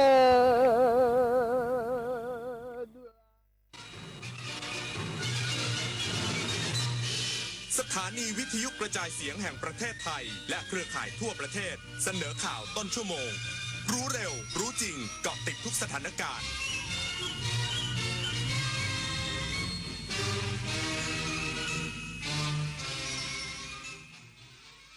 รับฟังข่าวต้นชั่วโมง 22 นาฬิกากับอานนท์นันตะสุคนครับพรรคภูมิใจไทยและพรรคเพื่อไทยต่างขอประชาชนเลือกผู้สมัครของพรรคการเลือกตั้งสสส้มวันที่ 19 ตุลาคมนี้อีกสักครู่กลับมาติดตามรายละเอียดครับมูลนิธิอนุสรณ์หม่อมงามจิตบุรชัดในพระราชูปถัมภ์ขอเชิญร่วมงานวันหม่อมงามจิตบุรชัดบุคคลสำคัญของโลกงานสร้างเสริมคนดีมีคุณธรรมครั้งที่ 37 ประจำปี 2568 พร้อมพิธีมอบรางวัลหม่อมงามจิตบุรชัดบุคคลสำคัญของโลกและรางวัลสร้างเสริมคนดีมีคุณธรรมประจำปี 2568 ให้แก่ผู้บำเพ็ญคุณประโยชน์ดีเด่นวันเสาร์ที่ 18 ตุลาคมนี้ที่หอประชุมกรมประชาสัมพันธ์ซอยอารีสัมพันธ์คุณได้สิทธิ์กู้เงิน 300,000 บาทหากสนใจคลิกลิงก์นี้ได้เลยอย่าคลิกเด็ดขาดงานพาร์ทไทม์ออนไลน์งานสบายรายได้สูงอย่าเชื่อครับชีวิตจริงไม่มีใครคอยเตือนแบบนี้กลโกงอันแยบยลอีกมากมายของมิจฉาชีพโดยการส่งข้อความโทรศัพท์สายโทรเข้าหลอกส่งพัสดุรวมถึงแอบอ้างเป็นเจ้าหน้าที่รัฐป้องกันอาชญากรรมทางเทคโนโลยีด้วยการไม่โลภไม่ตื่นตระหนกกับข้อความชวนให้หวาดกลัวไม่หลงเชื่อใครง่ายๆรู้เท่าทันสื่อไม่ตกเป็นเหยื่อของมิจฉาชีพ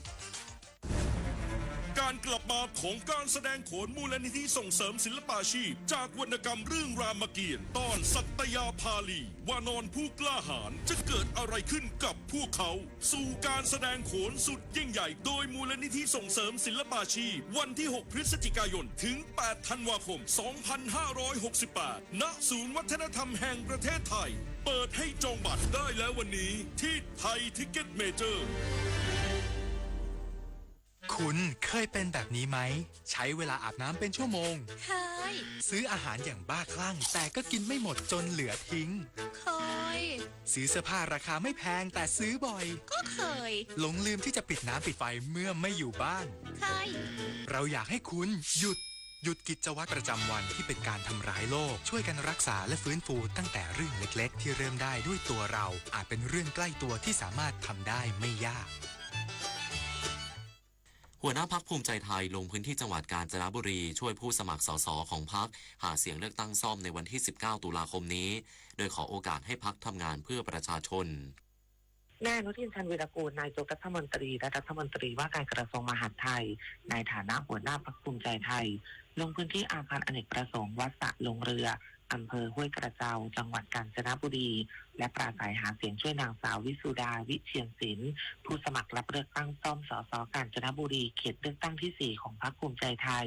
โดยมีแกนนำและสสพรรคภูมิใจไทยร่วมลงพื้นที่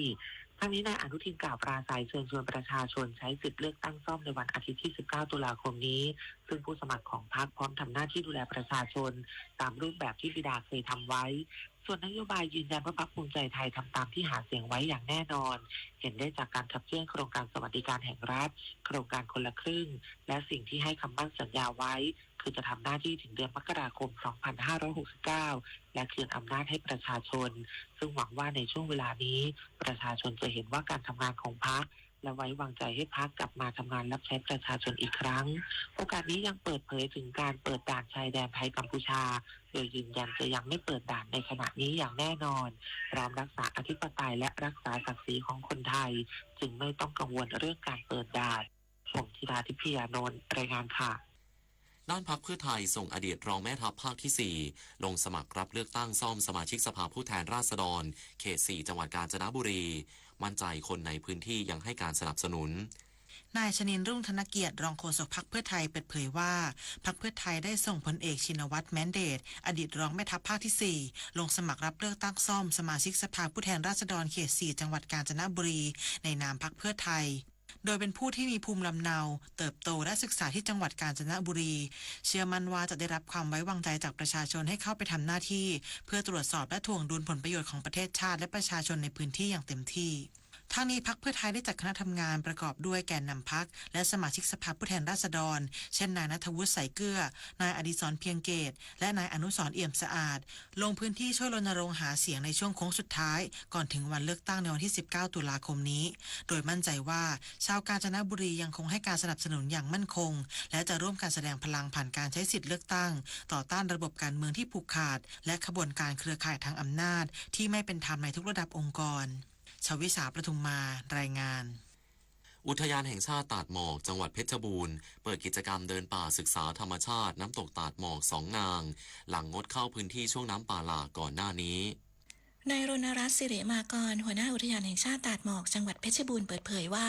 อุทยานแห่งชาติตาดหมอกจังหวัดเพชรบูรณ์เปิดกิจกรรมเดินป่าระยะใกล้เส้นทางศึกษาธรรมชาติน้ำตกตาดหมอก2 นางเพื่อให้นักท่องเที่ยวได้สัมผัสความงดงามของธรรมชาติอย่างใกล้ชิดหลังงดเข้าพื้นที่ในช่วงน้ำป่าหลากก่อนหน้านี้โดยสามารถเดินเข้าชมน้ำตกได้ด้วยตนเองทางนี้นักท่องเที่ยวต้องลงทะเบียน2 จุดคือด่านเก็บค่าบริการกิโลเมตรที่0บ้านเฉลียงลับและเขตบริการห้วยบงซึ่งเปิดให้ลงทะเบียนขาเข้าไม่เกินเวลา 14 นาฬิกาและขาออกก่อนเวลา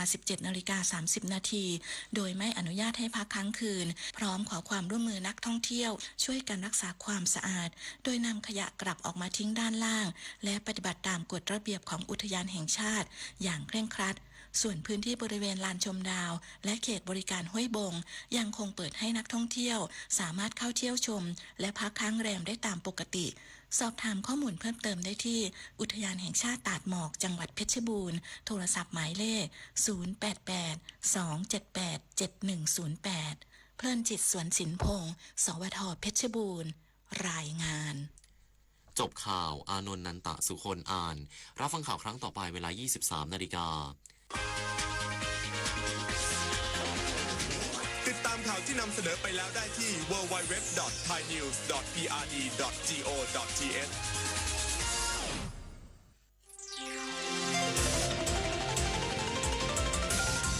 วิทยุแห่งประเทศไทยให้ความรู้คู่ความสุข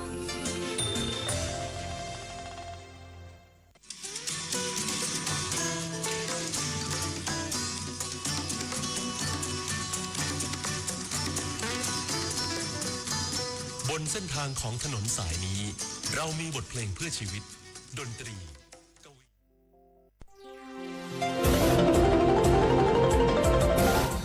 วิทยุแห่งประเทศไทยให้ความรู้คู่ความสุข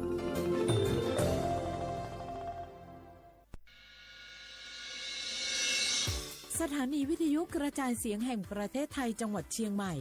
AM 1476 กิโลเฮิรตซ์สถานีวิทยุภาคภาษาชาติพันธุ์แห่งเดียวในประเทศไทยที่มีความทันสมัยเชื่อถือได้สร้างอัตลักษณ์กลุ่มชาติพันธุ์สู่สากล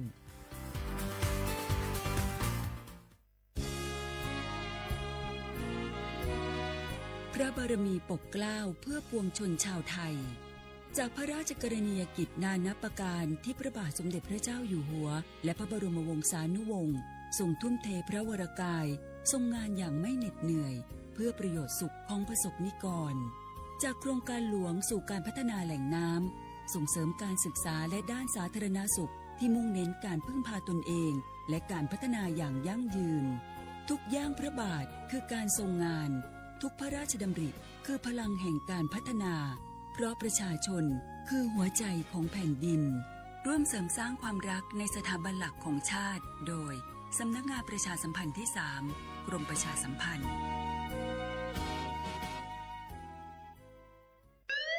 คุณผู้ฟังคะทุกวันนี้มิจฉาชีพมาในรูปแบบใหม่ๆมากมายที่เราอาจคาดไม่ถึงผมเนี่ยก็เคยโดนมิจฉาชีพโทรมาบอกว่าเป็นเพื่อนสนิทแล้วขอยืมเงินโชคดีนะที่เพื่อนคนนั้นอยู่ด้วยกันกับผมเลยรอดหนูก็เพิ่งโดนโทรมาบอกว่าเป็นตำรวจบอกว่าหนูมีคดีเกี่ยวข้องกับยาเสพติดแล้วก็ต้องโอนเงินไปเพื่อเคลียร์คดีโชคดีที่ตั้งสติแล้วก็ตรวจสอบก่อนไม่อย่างนั้นเงินเก็บหนูคงหายหมดแน่ๆเลยหากมีคนอ้างว่าเป็นเจ้าหน้าที่หรือให้โอนเงินอย่ารีบเชื่อต้องตรวจ จสอบข้อมูลกับหน่วยงานโดยตรงห้ามโอนเงินหรือให้ข้อมูลส่วนตัวเด็ดขาดและอย่าลืมนะคะว่าถ้าหากพบข้อความหรือโทรศัพท์แปลกๆให้แจ้งเจ้าหน้าที่ที่สายด่วน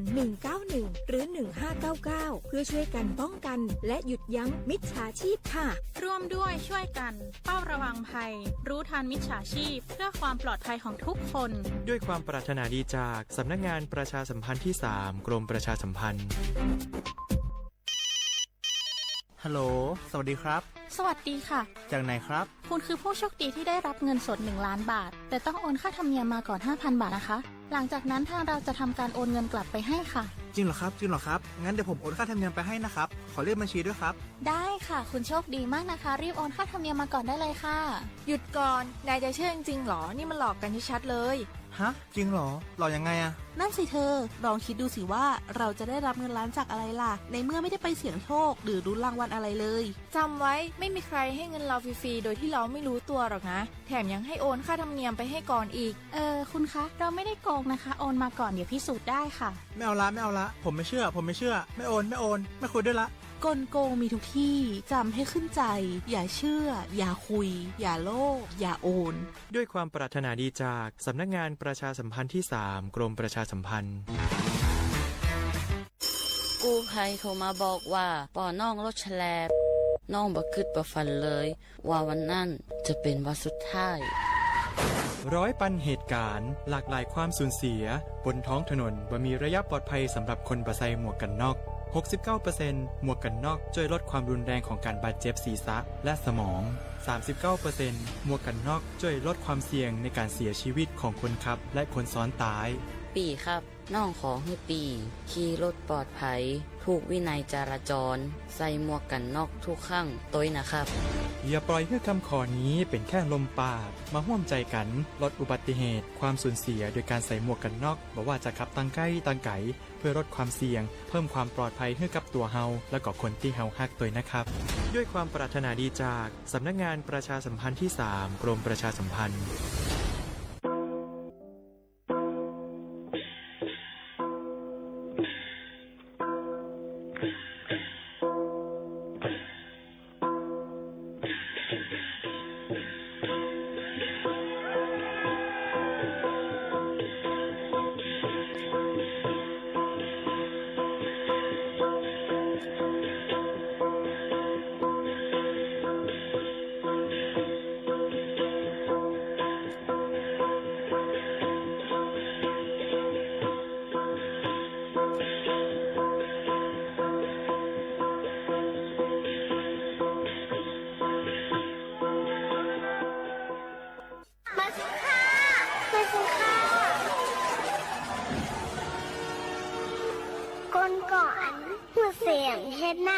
เหมือนก้อนมีสายตาแรงก้อยกะกินพุทขาพุดไว้ก้นอ่ำหูสังเฮ็ดนั่นซ้ำเหมือนก้นตาบอดตินมือสมีอยู่กับเปิดไหนปอใครเป็นก้นสายตาแรงก้นมีติ่นมีมือไหนซึ้งหูบาหลูเลยหูเฮ็ดไก่หลูเลยเฮ็ดปอเฮ็ดยาวหลูเลยตาสังหูลองสิลองจ้าให้หูก็ก่อ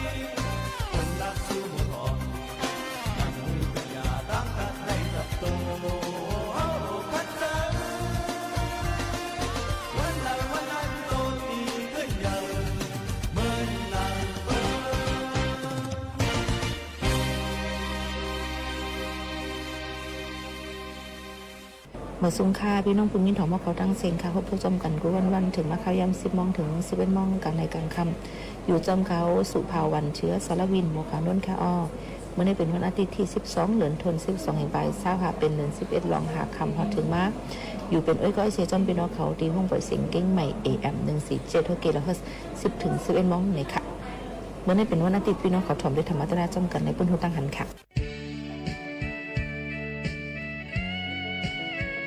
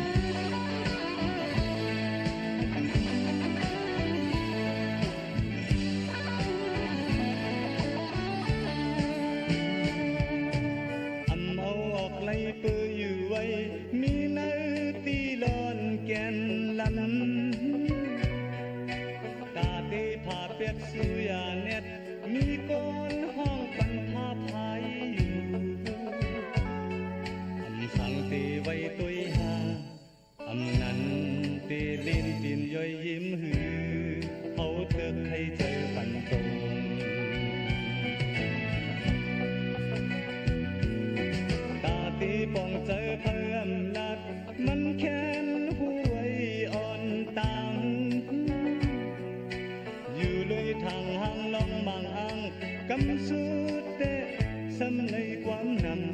ำคำสั่งเตไลลับตาอำนั้นเตไลเต้นลองอึดหูมันก็ให้เจอปันตรงอำนานอำหึง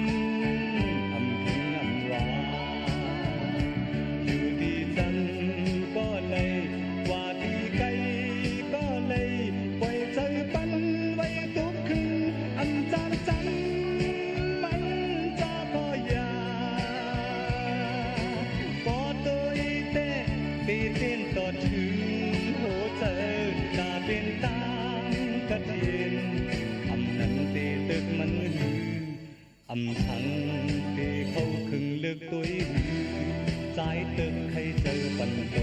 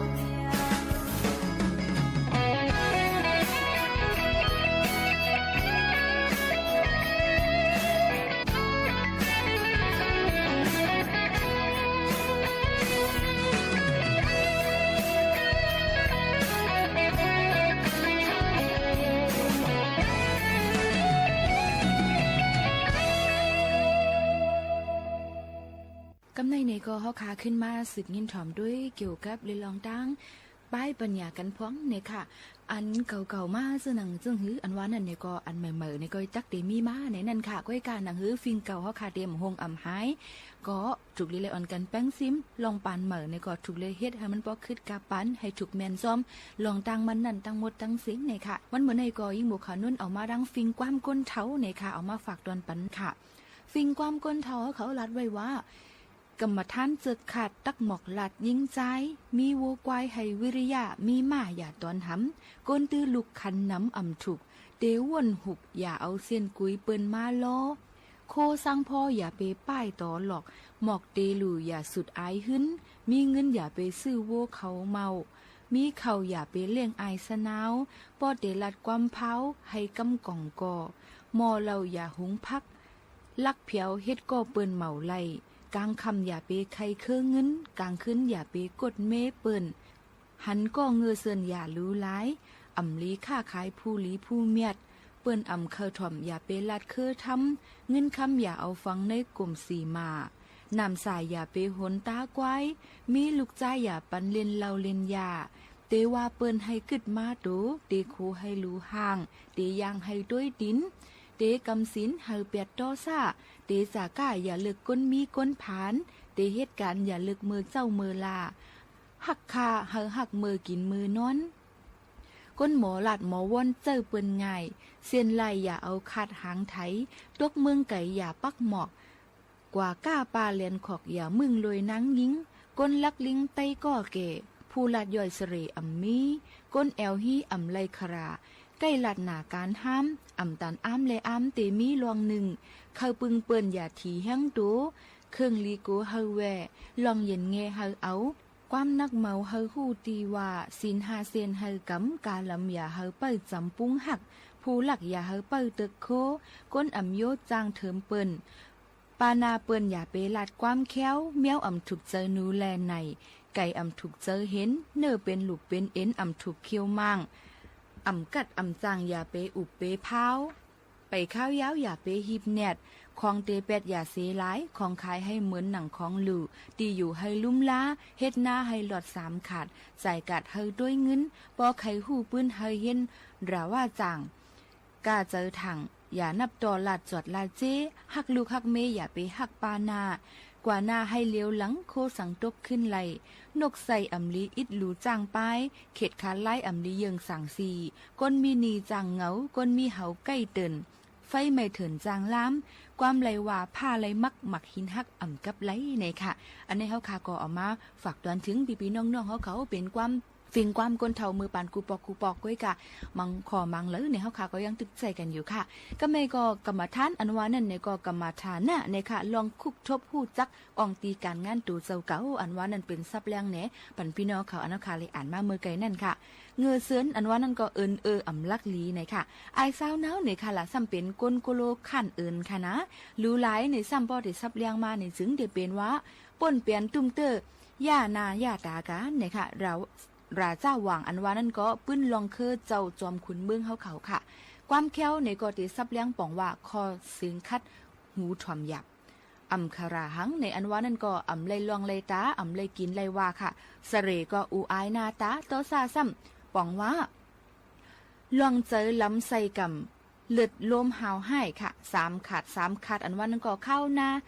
ขาดหน้าขาดกว้ายขาดพันเขาหวานขาดดนกาว่าเจิงหนังไหนค่ะนะมันเหมือนในก็ยิ่งหมูเขานุ่นเอามาฝากตอนถึงพี่ๆน้องๆเขาหยุ่มยำว่าเตเป็นพ่อนลีดอนดาพี่น้องเขาอันยินถ่อมตั้งห้องปล่อยเสียงเขาขากูก็กูก้นสังว่าใครเป็นเสื่องหื้อใครหมอกลัดไหนใครมุ่นเมตอนห้องปล่อยเสียงเขาใครฝากตอนเมื่อตั้งเฮิรนไหนก็อย่าลืมกับสืบมาหาดีเขาขาใน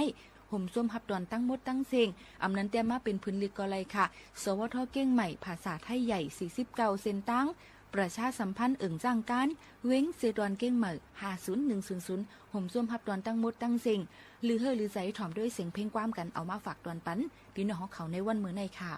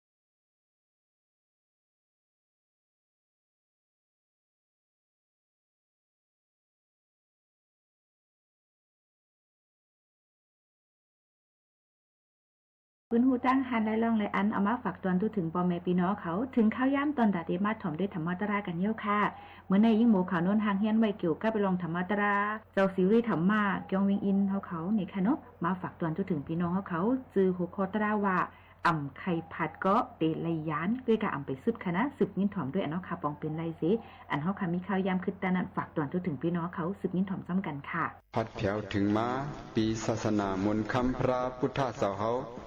ไล่เฮืองเปิงแรงมาเย้าสองเหงหาปากหาสิบหาวะแม่นเมื่อปีใต้สองเหงหนึ่งปากไปหกยามเลินสามเหมยจืนขึ้นมาเย้าเปียดมือเปียดวันตำตีปังตราวัดสวนมหาสติสวนมหาสติที่วันหน้าปาจัดเจเวงในเมืองเจตวนแม่ห้องสอนในสึงไทยปอกกำก็หูเขาตราเฮาว่าฮือเนี่ย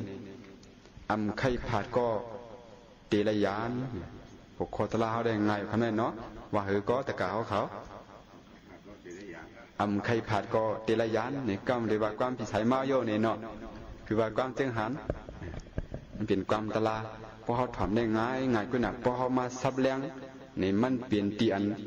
ย้อนตื้อใส่เขาไว้เฮียงเลยว่าอำไข่ผาดดำซ้ำติลยานอำไข่ผาดก็ซ้ำติลยานนี่ปุ่งเตียกมันก็พอเขามาด้วยยามเหลวนะเขาหามาหู้จักกันเดี๋ยวมาวุ่นจ้างเจ้าสั่งสังขยานอีกป้ายโยกี่เขาวันหน้าปาจัดได้สังโยกี่เขาตีวันซ้ายเขาพี่น้องในเมืองเนี่ยเขา3 ตี 3ตั้งอันนัดป้าก็เดมีเนาะตั้งพี่น้องป่าไม้เขาเนี่ยมีตะกะโยมนั้นโยมมีในเนี่ยเนาะหลายๆก็เขาเลยมาหู้จักกันได้เนี่ยในครั้งเจ็ดวันในมันนั่งเขามืดคือกันจำใจกันไว้จำใจลุงจิเดดังหมุนจ้างในเด็บจำใจกันในเพื่อนเนาะก็เพื่อหมุนเจ้าดังจิเดมันอยู่หิมกันอ่ะนะจิเดพออยู่ไกลหมุนเจ้าก็ไม่ไรหมุนเจ้าอยู่ไกลลุงจิเดก็ไม่ไรเนาะในก็เนี่ยเขาเลยหู้จักกันกูก็เนาะตั้งอันอยู่ตั้งหลังก็เขามืดจำใจกันมือเย้าช่ำที่ไรขึ้นผัดกันยันกันนี่ผายกลมใครมุงมองผายกลมใครสุดต้องเนาะว่าเขาจะได้ผัดยันกันขึ้นยาวเนี่ยผายก็เชี่ยไหลกันเขาว่าเขามาที่เขาในกล้วยเนาะอันเขาเลยหู้จักกันอันตะกาวเขามีอวยเกาะอวยเสมีอวยหลีมีไตเกาะลองก้าลองขาได้สังไตเกาะอันตั้งทำตั้งตลาดไตเกาะอันจับเคยจับปีจับน้องกามเนี่ยเพราะว่าเขาเลยมาหู้จักมืดคือจำใจกันหันอกหันใจยาวในไผก็ใครผ่ายันไผใครผ่ายันกันใครหันหน้ากันใครอยู่จ้อมกันเนาะเมียเขาเป็นหู้จักกันเป็นมิตรสวยกันเป็นไตก็พี่น้องกันเนี่ยเขาใครอยู่จ้อมกันมุนจ่อกุยกาทำเป็นหนังใจเขาตะกาวเขาว่าเนาะมันเป็นหนังใจเขาในก็เมื่อเดียวกันนั้นเขาเลยมาพบทบกันที่ว่าในก็จะได้ผ่ายันขึ้นไปสว่าดองในใจใครผ่าใครยันกันใครอยู่จ้อมกันกว่าแท่งในก็ย้อนเปิดมันเปลี่ยนอันนี้จ้าเขายำสันตะก็ขี่เขามามันกึ้มในโลกอะไรมันมีอันกูกันดีกว่าแต่กล่าวเขาว่าเมื่อมีครบทบเกาะมีฉังหูเจเล็กมีผัดกันยาวเนาะเมื่อมีเขาครบทบกันก็เขาดินมีผัดกันยาวเมื่อมีรับสิ่งรู้มีอย่างดินมีเมืองแรงเนาะมันดินกูกันเมื่อมีกัดก็ดินมีไม้ยาวเมื่อมียุ่มโคก็ดินมีขี้เงาไฮยาวนะเมื่อเดียวเข้ามาพบทบกันในก็เดือนที่มีวันผ่ายันกันก็ได้เพราะเอาตลาว่าลูกเมื่อมีเกิดก็มีอย่างนู้นจีเดียวเมื่อมีเกิดก็มีตายาวเมื่อมีหนุ่มมีสาวก็มีหังมีแก่มีเท่ายาวเมื่อมีตั้งอยู่ดีกินวานก็ผู้ดินมีตั้งเปลี่ยนยอกกาตั้งเป็นเนี่ยอันนี้พระเปลี่ยนเจ้าหันเนี่ยเนาะมีกูกันมายาวมีกูกันมากูก็เขาหาตั้งเชียงก็เหมือนกันเป็นกูเปลี่ยนกูเมื่อเขาเป็นกูเป็นกบเป็นขึ้นเยก็ดินมีการผ่านยานกันการจากกันการเพกันตั้งกันขึ้นยาวเนี่ยอันนี้เป็นโลกัตธรรมดามันเขาเวมลายขันในก่อนนั้นยาวเนี่ยเขาติมาฮ้อนอันว่าอำไข่ผาดก็ซ้ำติระยะเนี่ยปลูกแตงมันแต่กะเขาตีเฮินปะดังตัวเขาหมุนจ้างกูก็เขามีลูกมีล้างเขามีปอมีแม่มีปีมีน้องกันมีเฮินมีเย่ยาวเนี่ยคนในเฮินเขานั้นเขาไข่หันกูก็เขาหักเหลือเปิ้นเนาะคนในเฮินเขาปอเขาแม่เขาปีนางน้องยิงน้องใจนี่ก้วยหนาวันหนึ่งมาปอเขาได้สังแม่เขาได้สร้างนี่เขาเตะผาดยันเขากว่าด้วยตั้งลิบอันนั้นก็ตั้งตาย อันนั้นโผเฮาแลฮื้อเมเฮาแลฮื้อเนี่ยเขาได้ผ่ายันเฮากว่าตั้งลิบก็ตั้งตายป้อคำผัดเฮากว่าอันตั้งเฮาก็ทำได้ผัดเขากว่าอันตั้งมันเจ้าหนังมุนจ้างในมีปอมีแม่เนี่ยปอเฮาผ่ายันกว่าเย้าตายกว่าเย้าขึ้นเมก็เหลวอย่างก็นั้นแหละสู่เขาหาคำนายเนี่ยหกคอไม่ได้เหมือนหนังเสียงกว้างไว้ทำใครผัดก็ดีระยะเนี่ยกล้วยกาเตะห่อลองช้างเนี่ยคำนั้นลองตั้งตายว่ะปกติวันนั้นเนี่ยคำว่ามุนจ้างโฆษณาว่าคำพูกในตีไรห่อลองตั้งตายเนี่ยตะกาวเขาอันนุ่มๆเดียมมัดหอมเนาะก็ในเหมือนจังลูกเมื่อเนาะจังดีห่อลองตั้งตายอยู่ทีเดียวว่ะดีห่อเนาะเขากูก้อในมันหลอดไผ่ระยะเนาะเขากูก้อมหลอดไผ่ไรก็นั่นแหละพอเขาห่อลองตั้งตายในคำพูดว่าก้อมอันนั้นอย่าเป็นลาดอกมันเป็นมังกละมันดีลาดทีมันพระเปลี่ยนจะว่าโดนลาดกูวันว่าในเนาะลองตั้งตายในเนาะพอเขาไว้พระไผ่ไทยมีรู้เขาอีพิจารณากูวันว่าเขาในตีตาเนี่ยมีรู้ปรุงนะเขาหลุดเลยพิจารณาว่นคนกูวันว่าเขาในตีเท้าเขาในตีเป็นเนี่ยมันมีความใบผ้าไผ่ไทยเนาะอันนั้นเขาลิดผ้าเบญจเขาใจเขาว่นกูวันเหรอนะพอเขาว่นกูวันเนี่ยเมื่อปีเขาตายน้องเขาตายพอเขาลู่แม่เขาลู่กว่าเชียงกันพุ่นมุนกว่าเนี่ยเขาดีมีแห้งจะเป็นตะลาเขาว่นไว้ในหมานเตียวกำไทยเขาว่าก็สักวันมันต้องทิ้งเรานี่นะครับว่าเนาะวันหนึ่งเนี่ยมันดึงผ่านยันเขากว่ายาวเป็นปอเมเขากับยาวเนาะมันดีผ่านยันเขากว่าเขาคนในป้อห้อมมีตะลาไว้ป้อห้อมพึกไว้เนี่ยเขาดีไหมเจอเดือดไม่ห้องไฮอ่ะขี้เงามันตายกว่า3 ปี7 ปีก็ตื้อไฮติ๊กๆกับป้อห้อมมีสติตะลาเนาะอันมีเขาป้อเขามากกันในเขามาพึกมีสติตะลาเนี่ยเขาดึงจะได้ผ่านยันกันยาวเนี่ยผัดยันกันตั้งลิบเนี่ยสั่งตั้งตาได้ช้างเนี่ยเขาเด็ดผัดกันยาวก็ในเหมือนเช่นความอันเขาว่านั่นนะเนาะความใช้เมาในที่เดียเนาะของมันห้องนำหนาดูความแต่ไหนเขามันถึงมายาวซ้ำตีระยานในความอันมันมือลอยนี่นั่นนะพยายามถ่อมเนาะมือลอยหน้านางโอยนี่นั่นเขามันถึงมายาวซ้ำตีระยานนี่มันมีในกองเหมือนกันยาวเพราะว่าเขามีสติตะลาเมื่อเขาผัดลิบผัดตายมาเนี่ยเขาตีฮับขามไล่เขาตีไว้เจอไล่เขาตีหมอไว้วางเจอเนี่ยพอห้อมหมอไว้วางเจอมีตะลาเนี่ยเขาว่าเมืองใต้กูปอกมีเมชินเขามันนอนจ้องในว่ามีเมชินกองมือป้วนมาว่า2 วาหน้าเนี่ยมีดูยิงมันมานอนจอมที่ขับขาเมลุกเมก็มานอนดูยิงก็มาล้อเนี่ยย้อนปืนเจอตะลาเหมือนกาเนี่ยดูยิงเนี่ยตึกเป็นชาวเป็นหนุ่มเมได้ข้าวยาวเนี่ยก็ในดูยิงในกึ่งก้างตายว่าตะกาวเขาตายได้เผื่อแทงวางมาในมันนอนจองก็เดี๋ยวก็ว่าเมนะกระเบือดูยิงลูกกว่าตายกว่ายาวเนี่ยพอถึงขิงเจ้ายาฮันเขามาฮอดราจึงหนังมุนจ้างเนี่ยเมในน้ำตาโตใครกูคำก็เปิดหางเนี่ยจะถึงดูยิงว่ะกระเบือดูยิงในมันนั่งหิเมถ่อมตะลากูปอกว่ะเพราะว่ามันนอนจองเนี่ยเพราะมันถ่อมตะลาเนี่ยมันว่าตั้งครั้งมันมีดูยิงเนี่ยน้ำตาโตใครของพอเป็นจองไตเฮาเนี่ยเปิ้นตีมีเวียนกันเล่กันเนาะคำในเจ้าจ้างป้าในห่อหน้าเพราะแทงศีลเปียดในศีลเก่าในเจ้าจ้างป้าในห่อเนี่ยเปิ้นตีมีเวียนกันมีเล่กันมันมาเผมาห่อเล่หลายวุ่นจ้างป้าหลายมาเนี่ยก็ข้อบันตลาดนี่มันให้วุ่นจ้างเขาช่อก็ไล่ว่ะมีมีศีลอย่าไปให้หน้าสมันตาโลกเขาเกิดมาในมันดินตายเนี่ยมันว่าข้าหู้ข้าเจ้านี่ว่าเนาะข้าหู้ก็เขาเด็ดตายไปน่ะเขาจะถึงรู้ยิ่งขานาเนี่ยว่าแทงคำแทงชินมาเนี่ยก็หุ่นจ้างแทงป้ามันก็ชออย่าไปให้ได้มีเขาก็ได้ตายก็มันอูเพราะให้หนาก็มันก็ลุกมาขึ้นหลายดูยิ่งขนาดเนี่ยข้าหู้ข้าอันเจ้าลันนี่ว่าเนาะผู้ได้หู้ก็ไหนยังเย็นลายเนาะตลาดในหวังเบี้ยหวังเบี้ยในเขาหู้หนาก้อยแต่เก่าเขาว่าเป็นละถังมาเขาหู้หมดตลาดในก้อยหนาเพราะมันยาตัวเก่ามันยาดีตัวเก่าในห้ำมาไว้วางใจให้ดีๆว่ะก็ในแทงชินกลางว่ามาในยาเจ้าจังรู้อ่ะจริงว่าจะจังรู้มันเหี่ยงเนี่ยมันทำยานำหนาวะทำยาจำตัวเนี่ยเอาลู่แบบใครดูล่าหนังคำใจเขาเนาะก็ในมันยาจะจ้างลู่ข้อวะนะเพราะว่าข้อเนี่ยก็มีสีน้ำไฮแทงเอาป่นมาสีหาสีในเป็นช่อมเด็ดช่อมไรมันจำว่ายาวเนาะของจะจ้างลู่น่ะนะมีสีน้ำไฮแห้งลาจะถึงรู้ยิ่งขานตายกว่าปีกายนี่มันเนาะให้มันไรอะไรค้าเจ้าเขาขายชีลายน่ะก็ในมันถามอันนั้นจงมีเปล่าผู้จักหือต้องซื้อขันผ้าวันนั้นต้องยามยินแต่ซื้อขันผ้ามันเปลี่ยนคนหอคำแต่กูบอกมันเขียนมันเหมือนจำนวนได้ส่วนเขาได้เนาะตึกซึกวันตึกซึกเมืองเป้กว่าถึงเมืองเขเมืองอินเดียยี่วันมันเขียน ต้องมีสินะฮู้จักให้เจ้าสิขันฟ้าอันเป็นขุนเมืองใต้เฮานี่ฮู้จักอ้อจ้องแขนอ้อจ้องกัดกองกัดแล้วกัดหน้าคานี่เนาะจ้องฮู้จักเจ้าคนฉางต้นฮุ้งนี่ฮู้จักอ้อจ้องแขนอ้อจ้องหมอลายหมอจ้องกัดอ้อนี่ว่าเนาะมันก็ตอบจ้อมันนี่เขาเจนก่อนแล้วเมื่อลานี่ตายหมดแล้วค่ะเปิ้นมา2 ปากปี3 ปากปีค่ะอ้อนี่ว่าเนาะเพราะนั้นเฮาย้อนถามเมชินเฮารู้ดูยิ่งเมชินนั่นจ้องหมอลายหือหมอคานี่ว่าเนาะจ้องช้ำมือหือช้ำคาจ้องกัดกองหือกัดคาจ้องอันเป็นกัดกองตั้งตายนี่ว่านั่นไงเนาะขึ้นเสียงมาว่านั่นดูอันเมชินเฮานั่นมีสังหิวามตายละนี่ว่าเนาะก็มันอย่าให้เนี่ยเอาเต็ดเตะเหี่ยวว่านั่นเนาะโดดถึงมาเดียวให้ป้อว่ามันนั่นเกี่ยวกับนั่นเนาะ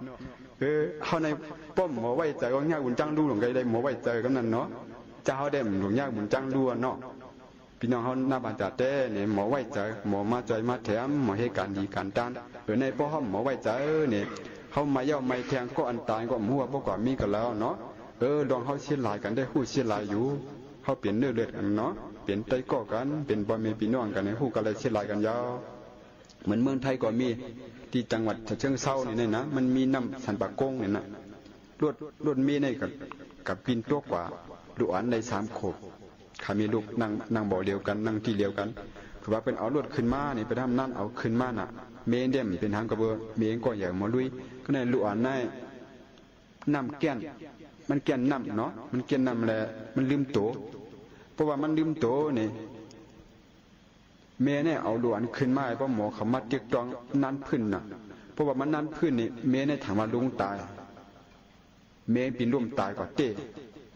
รวมมากับที่อกให้ตายเผื่อเมย์ตายหมก15 นาที20 นาทีมันมีเนี่ยหลวนหูโตนะนั่นรู้ถามว่าเมย์อะไรมาถ่อมตราดินหน้าบาดจ่าได้มันตั้นตายนะผมจ้างว่านะจำอะไรมาแก่งกำตลาเจ้าพี่น้องหน้าบาดจ่าเขาได้เมย์มันตั้นตายเนาะตื่นมาหันดูอันหูโตเมงตายอันตั้งเผื่อเมงตายดูอันหูโตคืนในกันทางหลังเนี่ยเขาไม่เตรียมตัวห่างเฮียนใจเขาไว้ว่าลูกอันเก่าขอบในหักในตื่นเตะตายยาวปีเขาน้องเขาอันมีหิมขังกับในเมเขาในหักกะฮือก็ตื่นเตะตายยาวเนี่ยเพราะเขาหมอไว้จะจะไหนเขายามถ่อมตะละเอาใจเขาไว้เนี่ยเขาเตรียมครึ่งกลางเป็นเจ้าหนังนั่นเนาะท่านแดงดินนนทบุรีเนี่ยมันมีลูกใจก็เหลียวไว้แต่กาเขาว่ามันหักนะคุณลูกใจในเฮียงนี่ลูกใจในห้ำเปลี่ยนไผ่ยิบเคืองไห่ตึงเคืองดนตรีเนี่ยนะกว่าเฮ็ดบันเปิ้นกินจ้างให้บันเปิ้นกัดแต่งบันเครื่องเสียงเบิ้นเนี่ยวันหนึ่งมามันกว่าแต่งที่ปอยนนทบุรีเนี่ยผลทำตกมันกว่าแต่งให้มันกว่าเหยียบหญ้าสายไฟมันช็อตตายเพราะว่ามันตายเนี่ยเป็นเอาเก่าไว้ที่วัดอันนี้วัดเขานั่นเมงเขาเก่าวัดเพราะว่าเอาเก่าไว้ที่วัดเนี่ยเมให้อยู่ต่างจังหวัดอะไรได้ยินว่าลูกใจตายเอาเนี่ยมากำเลวเนาะเพราะว่ามาถึงที่บ้านเนี่ยเป็น บุญเจ้าบุญจ้างได้พี่น้องอ่างเอาใส่กอมเพราะว่ามาเนี่ยอย่าเพิ่งเอาใส่กอมลงกามาไว้น่ะลงหลวดมาเนาะก็ลูกใจมันเห็นเผื่อเสือลูกเก่ามีก้อยเหลียวมันใบตานตายให้ยังมันตายมันตื้นตายเนี่ยมันเปลี่ยนไรมันตายเนี่ยว่ามันว่าเนาะก็จูไปให้เพิ่นว่าแล้วมีป้าพี่น้องเฮาเดี๋ยวใส่กอมเอาถึงขยามันใส่ลูกเก่ามีก้อยเหลียวก้อยก็ได้อยู่จ้อมมันนี่ก็ที่เอาเจ้าฉาลงมากกว่าไรเจ้าฉาลงที่วัดเนาะเจ้าฉาขาป้าเจ้าฉากับจูอินค่ะลูกปีนั่งอันเมอันลูกใจมันแต่นั้นมันให้ลิงมันปันเฮาใส่กล่อมขาที่มือไปวันค่ะนี่ว่าถึงข้าในเนาะ1 ทุ่มในเนาะเฮ็ดถือก็บุญเจ้าป้าเลยมักชอบกล่อมไรว่าอย่าไปมามัวบุญเจ้าก็ชุมมีดูชุมหูนี่ว่าหลายบุญเจ้าแท่งว่าเนาะเจ้าของยามมีดูค่ะลูกมีดูในมันเหมือนหือเนี่ยเฮาข้าในไม่ใจนาเนี่ยบุญเจ้าก็กระเย้าเลยนี่ไล่ว่า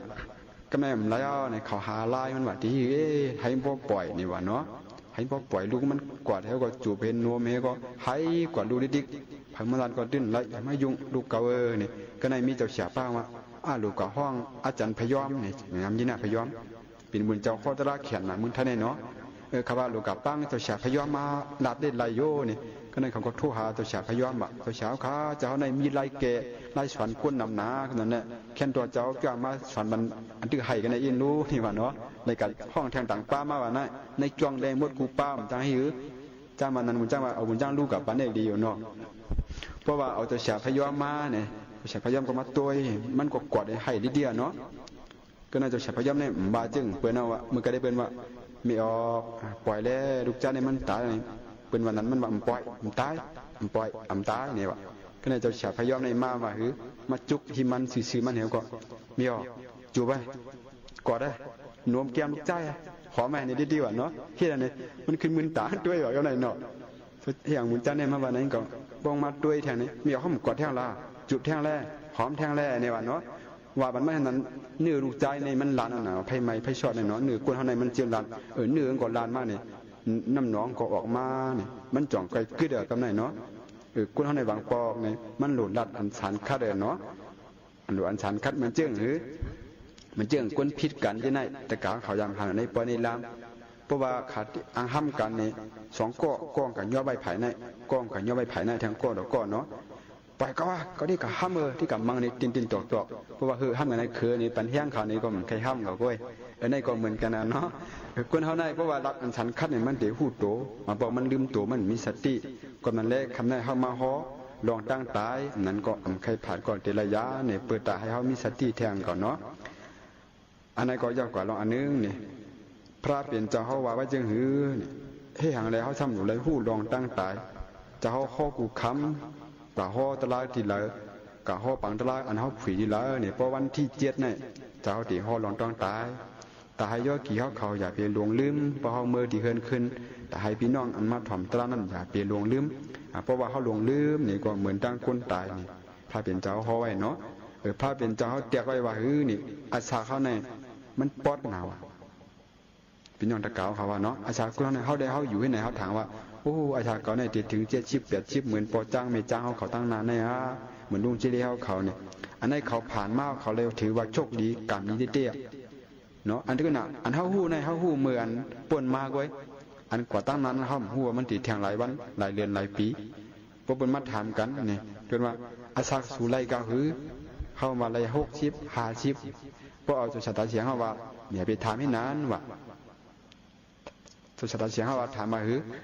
อาชาสูเชียงก็หือเอาในวันเนาะน้องจ่าตะเกาเขาว่าจ่ายนอบุญเจริญเนาะอาชา75ในมันว่ามันเชียงกว่าหรืออาชาเขาในพอมาถามกันอาชาสุไลกาหือเนี่ยมันบอกว่าเชียงกว่ายา75เชียงกว่ายา50นี่ว่าเนาะเชียงกว่ายาว่าในเขาถามกันมันเมียนเนี่ยเจ้าชะตาเสียงเขาว่าได้เมียนอยู่เนาะว่าอาชาสูเชียงก็หือยาวเนี่ยเพราะว่านั้นเนี่ยเขาเด็กโกอรู้อาชาก็เชียงกว่ายา50เก่าปลาอะไรให้หังพองกันดีนะเนี่ยเขาเดจังมากขึ้นสอนตัวเก่าอะไรขึ้นพระเป็นเจ้าเขาเตียกเนื่องไว้ว่าอาชาเขาในมันปอดเหมือนกับหือนี่เตียกเนื่องไว้7 นิ้วคำนั้นได้เตรียมว่าลองใครขอยเย็ดเนาะเขาเตเปลี่ยนวิชาการเปลี่ยนรองหลักการอีกนึงเนี่ยมี7 เปิงว่าอาชาเขาในมันปอดน่ะพระเป็นเจ้าเขาเตียกไว้มันปอดเหมือนเหือเนี่ยเหมือนจึงหนังน้ำนายอันมีอยู่ปลายเยือยากลางเนืองว่ะเยือยาอ่อนจอมดีนั่นเนี่ยน้ำนายเรียกๆอันมันตื้อไว้เนาะมีเป็นตุ่มมันเรียกๆเนี่ยเพราะว่ากลางวันท้องอินก็แตกว่าวะน้ำนายหายในก็เหมือนนั้นวะเหมือนหนังน้ำข้างปลายเยือยาเนี่ยคำไทยเรียนเนาะเหมือนนั้นวะอาสาในปอดหนาเนี่ยพระเบญจว่าในข้อที่1ข้อที่2เหมือนหื้อนี่เหมือนปอผลตกมาเนื้อลิ้นนั่นเนาะตกมาปอกเนี่ยเนื้อลิ้นนั้นไม่ได้มีปุ่มปกใหญ่ขึ้นอินกำไว้ก็แผบในวัดกับขึ้นเอาเนาะอันนี้ก็อาสาเขาปอดเหมือนปุ่มปกเนื้อน้ำปอดหนาวะอาสาคนเท่าไหร่เนาะแทงข้อที่3เหมือนหื้อนี่เหมือนน้ำลายปลายลิ้นเท่าไหร่วะพุทธกาเขามีขี้มุกขี้เตือออกมาเพราะเขาขากออกมาเนี่ยเขาอ่างถมไปได้นะมันอยู่ที่ปลายลิ้นเขาเนี่ยกำเหลวไว้กำก็เขาถมแบบพี่นี่ก็หายเอาอันอาสาเขาเนี่ยก็มันนั่งน้ำลายที่ปลายลิ้นเขาวะมันปอดนะข้อที่4เหมือนหื้อนี่เหมือนหนังไม้เข้ากับขีดเหนือน้ำนั้นมันหันห้อยกำไว้กำก่อนน้ำเนี่ยขึ้นออกมาเป้งเนาะเพราะว่าเขาเนี่ยก็เหมือนนั้นวะ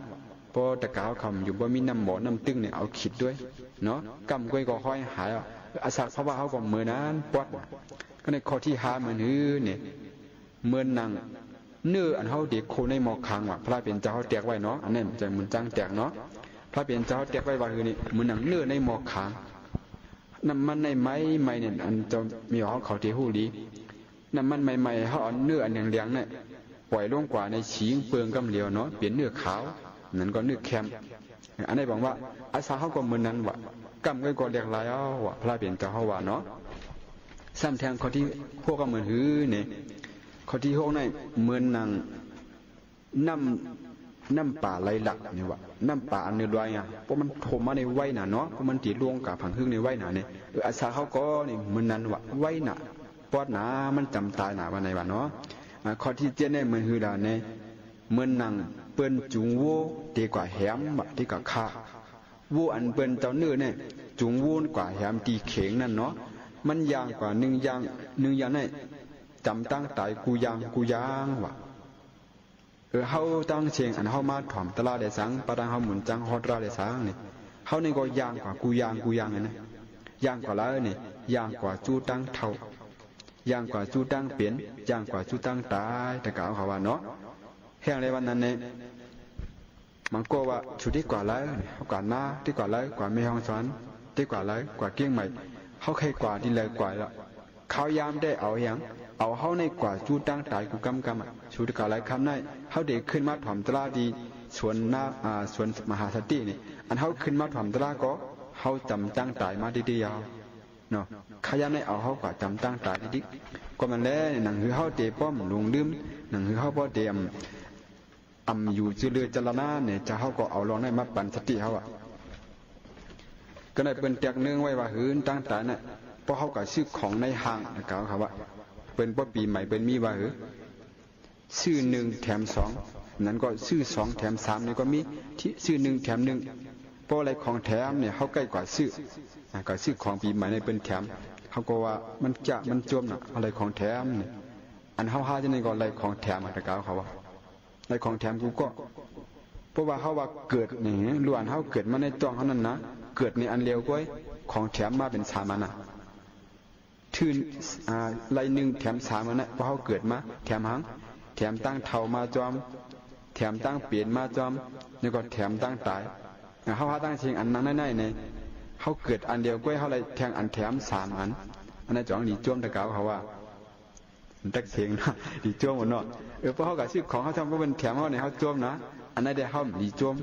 ก็เฮาดีจ้วมห้ำคะไรของแถมคะไรของอันเท่าคะไรของอันเปลี่ยนคะไรของอันตายเนี่ยก็น่ะเฮาไล่มาแถมมาติ้นไล่กูเกาะเนาะถามมันน่ะไล่อันก็ติ้นไล่ปู่จ้างเฮาจ่องไล่ปู่จ้างปีอะไรเนาะเนี่ยไล่มาของแถมนั่นคะไรมีเขาว่าคนเมืองไทยเนี่ยมี2ก็ผู้เมคำใครเท่าไว้เนาะใครเท่าก็คือกูเท่าอาซาโฮชิมกันเนาะเขาส่งลูกชายเขากว่าเฮ็ดเมืองเนาะเมืองพลังเมืองกันเนาะกว่าเฮ็ดเนี่ยเขาวางลูกชายเขาว่าใจเมืองพลังในมันมียาแก้หนักยาดีนะพอกินแล้วเนี่ยให้เนื้อหนังในมันจึงขึ้นหนุ่มขึ้นกว่ามีในเฮายามยินในข่าวในทีวีนี่ว่าเนาะพอแม่เต็มกว่าดีเมืองพลังอันดีดูใจกว่าเฮ็ดดีนั่นหามาบันเอ็นดูพอมีก็เนี่ยว่าเมื่อในลูกใจก็หาห้ามไรเตี้ยวนั่นก็หายาหนุ่มนั่นนะเนื้อหนังในขึ้นของขึ้นดีมากเหมือนเมื่อเฮาเป็นก้นหนุ่มว่ะในลูกจ้างก็ซื้อมาก็ติดส่งมาเมืองไทยในมันไปมามันไปสอบดิ้งเย้าเนาะมันก็เตรียมดิ้งมาก็เบิ่งเป็นดีอังกฤษลูกกูปอแม่ฮู้ว่าของอีหยาในมันมีแก้มยาวๆน่ะนะว่าค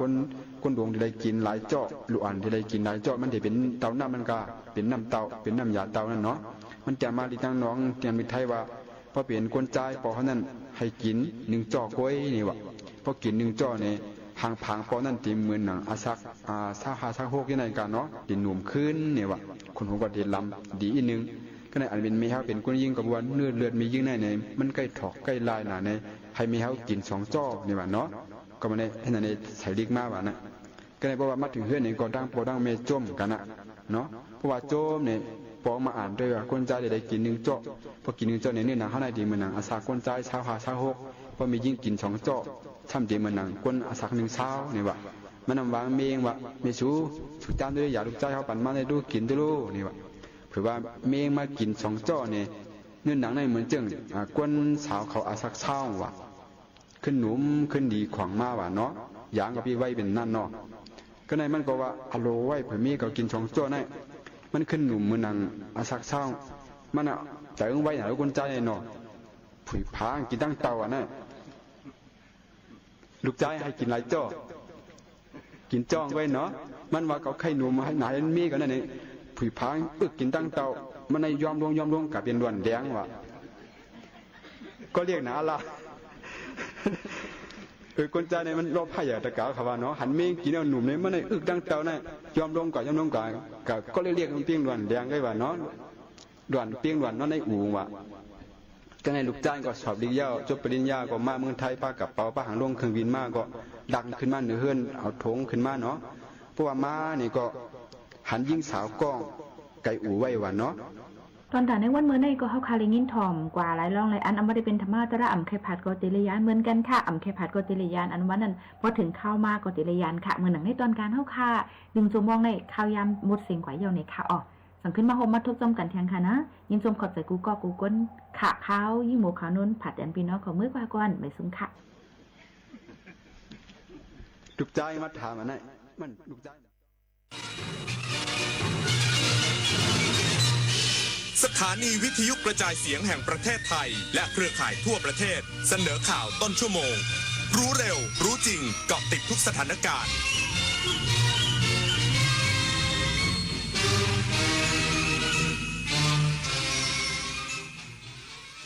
รับฟังข่าวต้นชั่วโมง 23 นาฬิกากับอานนท์นันตะสุคนครับ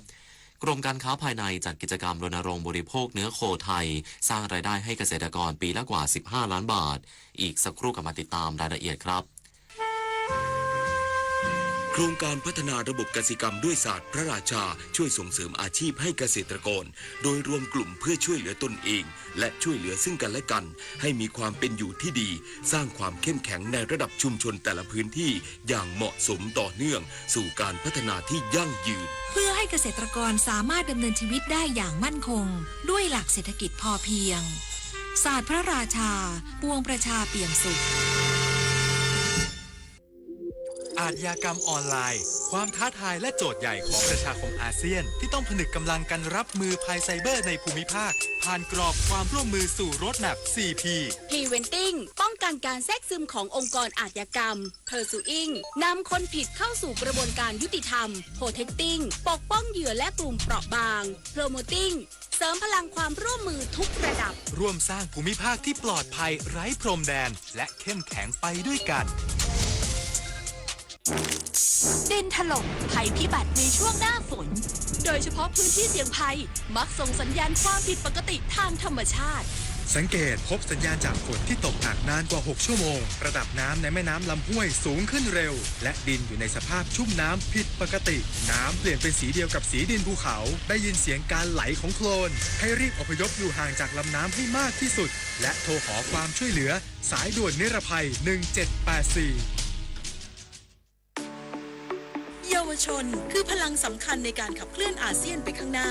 ประเทศไทยพร้อมสนับสนุนเครือข่ายเยาวชนอาเซียนให้แข็งแรงเป็นมิตรและรวมพลังด้วยการสนับสนุนเครื่องมือดิจิทัลและพื้นที่ให้เยาวชนได้แสดงออกลงทุนในโครงการพัฒนาเยาวชนสนับสนุนความร่วมมือข้ามพรมแดนและส่งเสริมการเข้าถึงการศึกษาทักษะสำหรับอนาคตอย่างเท่าเทียม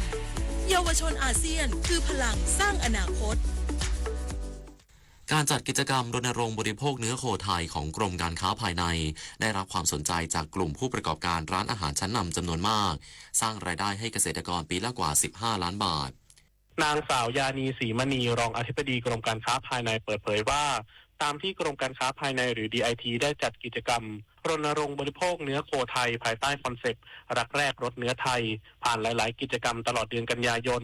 ได้รับการตอบรับที่ดีจากผู้ประกอบการที่เห็นถึงความมุ่งมั่นตั้งใจของเกษตรกรไทยที่ผลิตเนื้อโคคุณภาพทั้งกิจกรรมรณรงค์บริโภคเนื้อไทยที่ถือว่าเป็นการจุดกระแสให้คนไทยหันมานิยมเนื้อโคไทยมากขึ้นพร้อมสร้างช่องทางให้กับเกษตรกรในตลาดอาหารระดับพรีเมียมจากการเจรจาธุรกิจโดยได้รับความสนใจจากกลุ่มผู้ซื้อชั้นนำอาทิกลุ่มโรงแรมแมริออตไฮแอทอนันตราเลอกอร์ดองเบลอท็อป CP Extra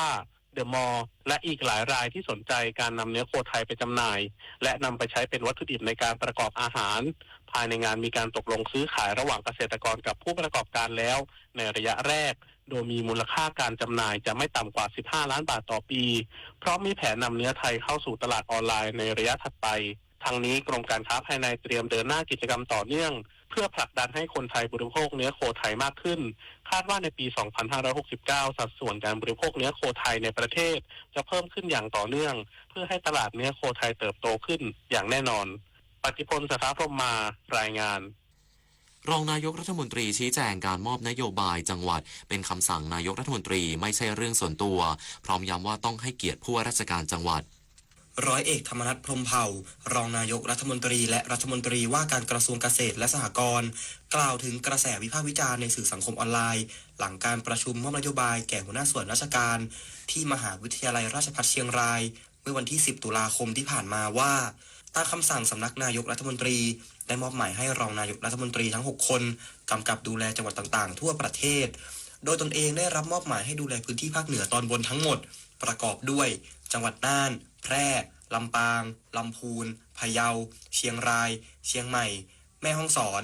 และยังขยายความรับผิดชอบต่อเนื่องถึงจังหวัดชายแดนภาคใต้พร้อมย้ำว่าหน้าที่ของรองนายกรัฐมนตรี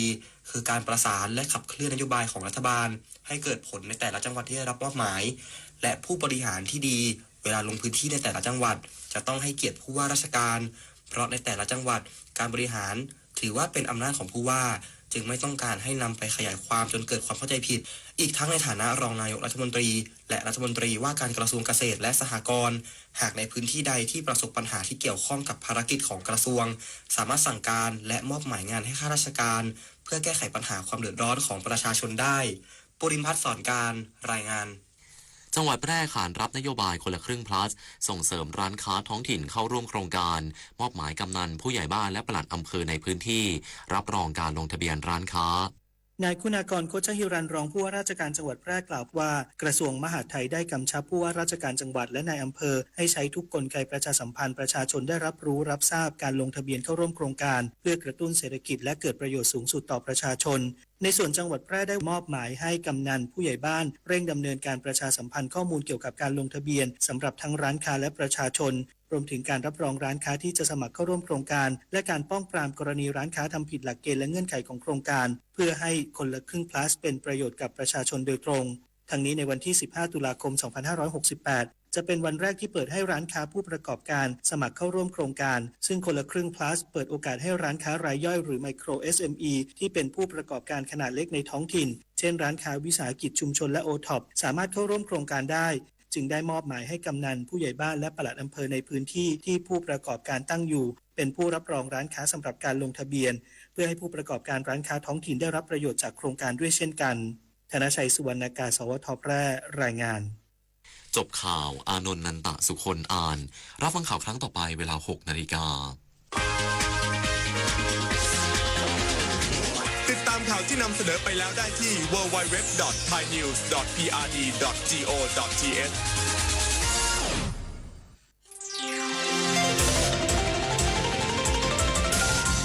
วิทยุแห่งประเทศไทยให้ความรู้คู่ความสุข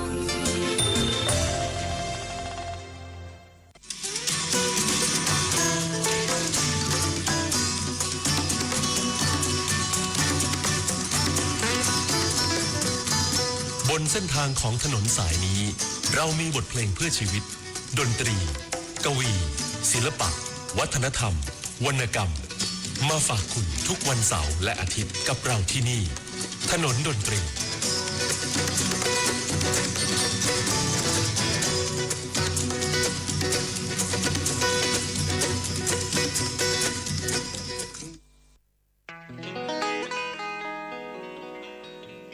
ผมสุเทพ ปานอำพันธ์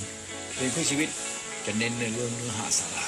ความจริงจังในเรื่องของสังคมเศรษฐกิจความเหลื่อมล้ำแม้กระทั่งการให้กำลังใจความรักก็มีแต่เป็นความรักที่มีความจริงใจความรักที่มีความซื่อสัตย์เป็นความรักที่ให้กันและกันจนทุกวันนี้ผมอยากเห็นคนดนตรีรุ่นใหม่มาช่วยต่อยอดให้กับคนเก่าๆซึ่งอยู่จะโรยลาไปแต่ตัวบทเพลงยังคงเป็นอมตะอยู่เพลงเพื่อชีวิตยังเป็นเพลงที่มีศักยภาพอยู่ยังคงซึ่งเอกลักษณ์เฉพาะตัวคือจะเน้นเรื่องความคิดและเหตุผลอย่างน้อยก็เป็นศิลปะเป็นศาสตร์หนึ่งของสไตล์แบบนี้แต่ขอให้เป็นบทเพลงที่เน้นเนื้อหาที่ตอบโจทย์กับสังคมเศรษฐกิจตอบโจทย์กับการเอารัดเอาเปรียบความเหลื่อมล้ำครับ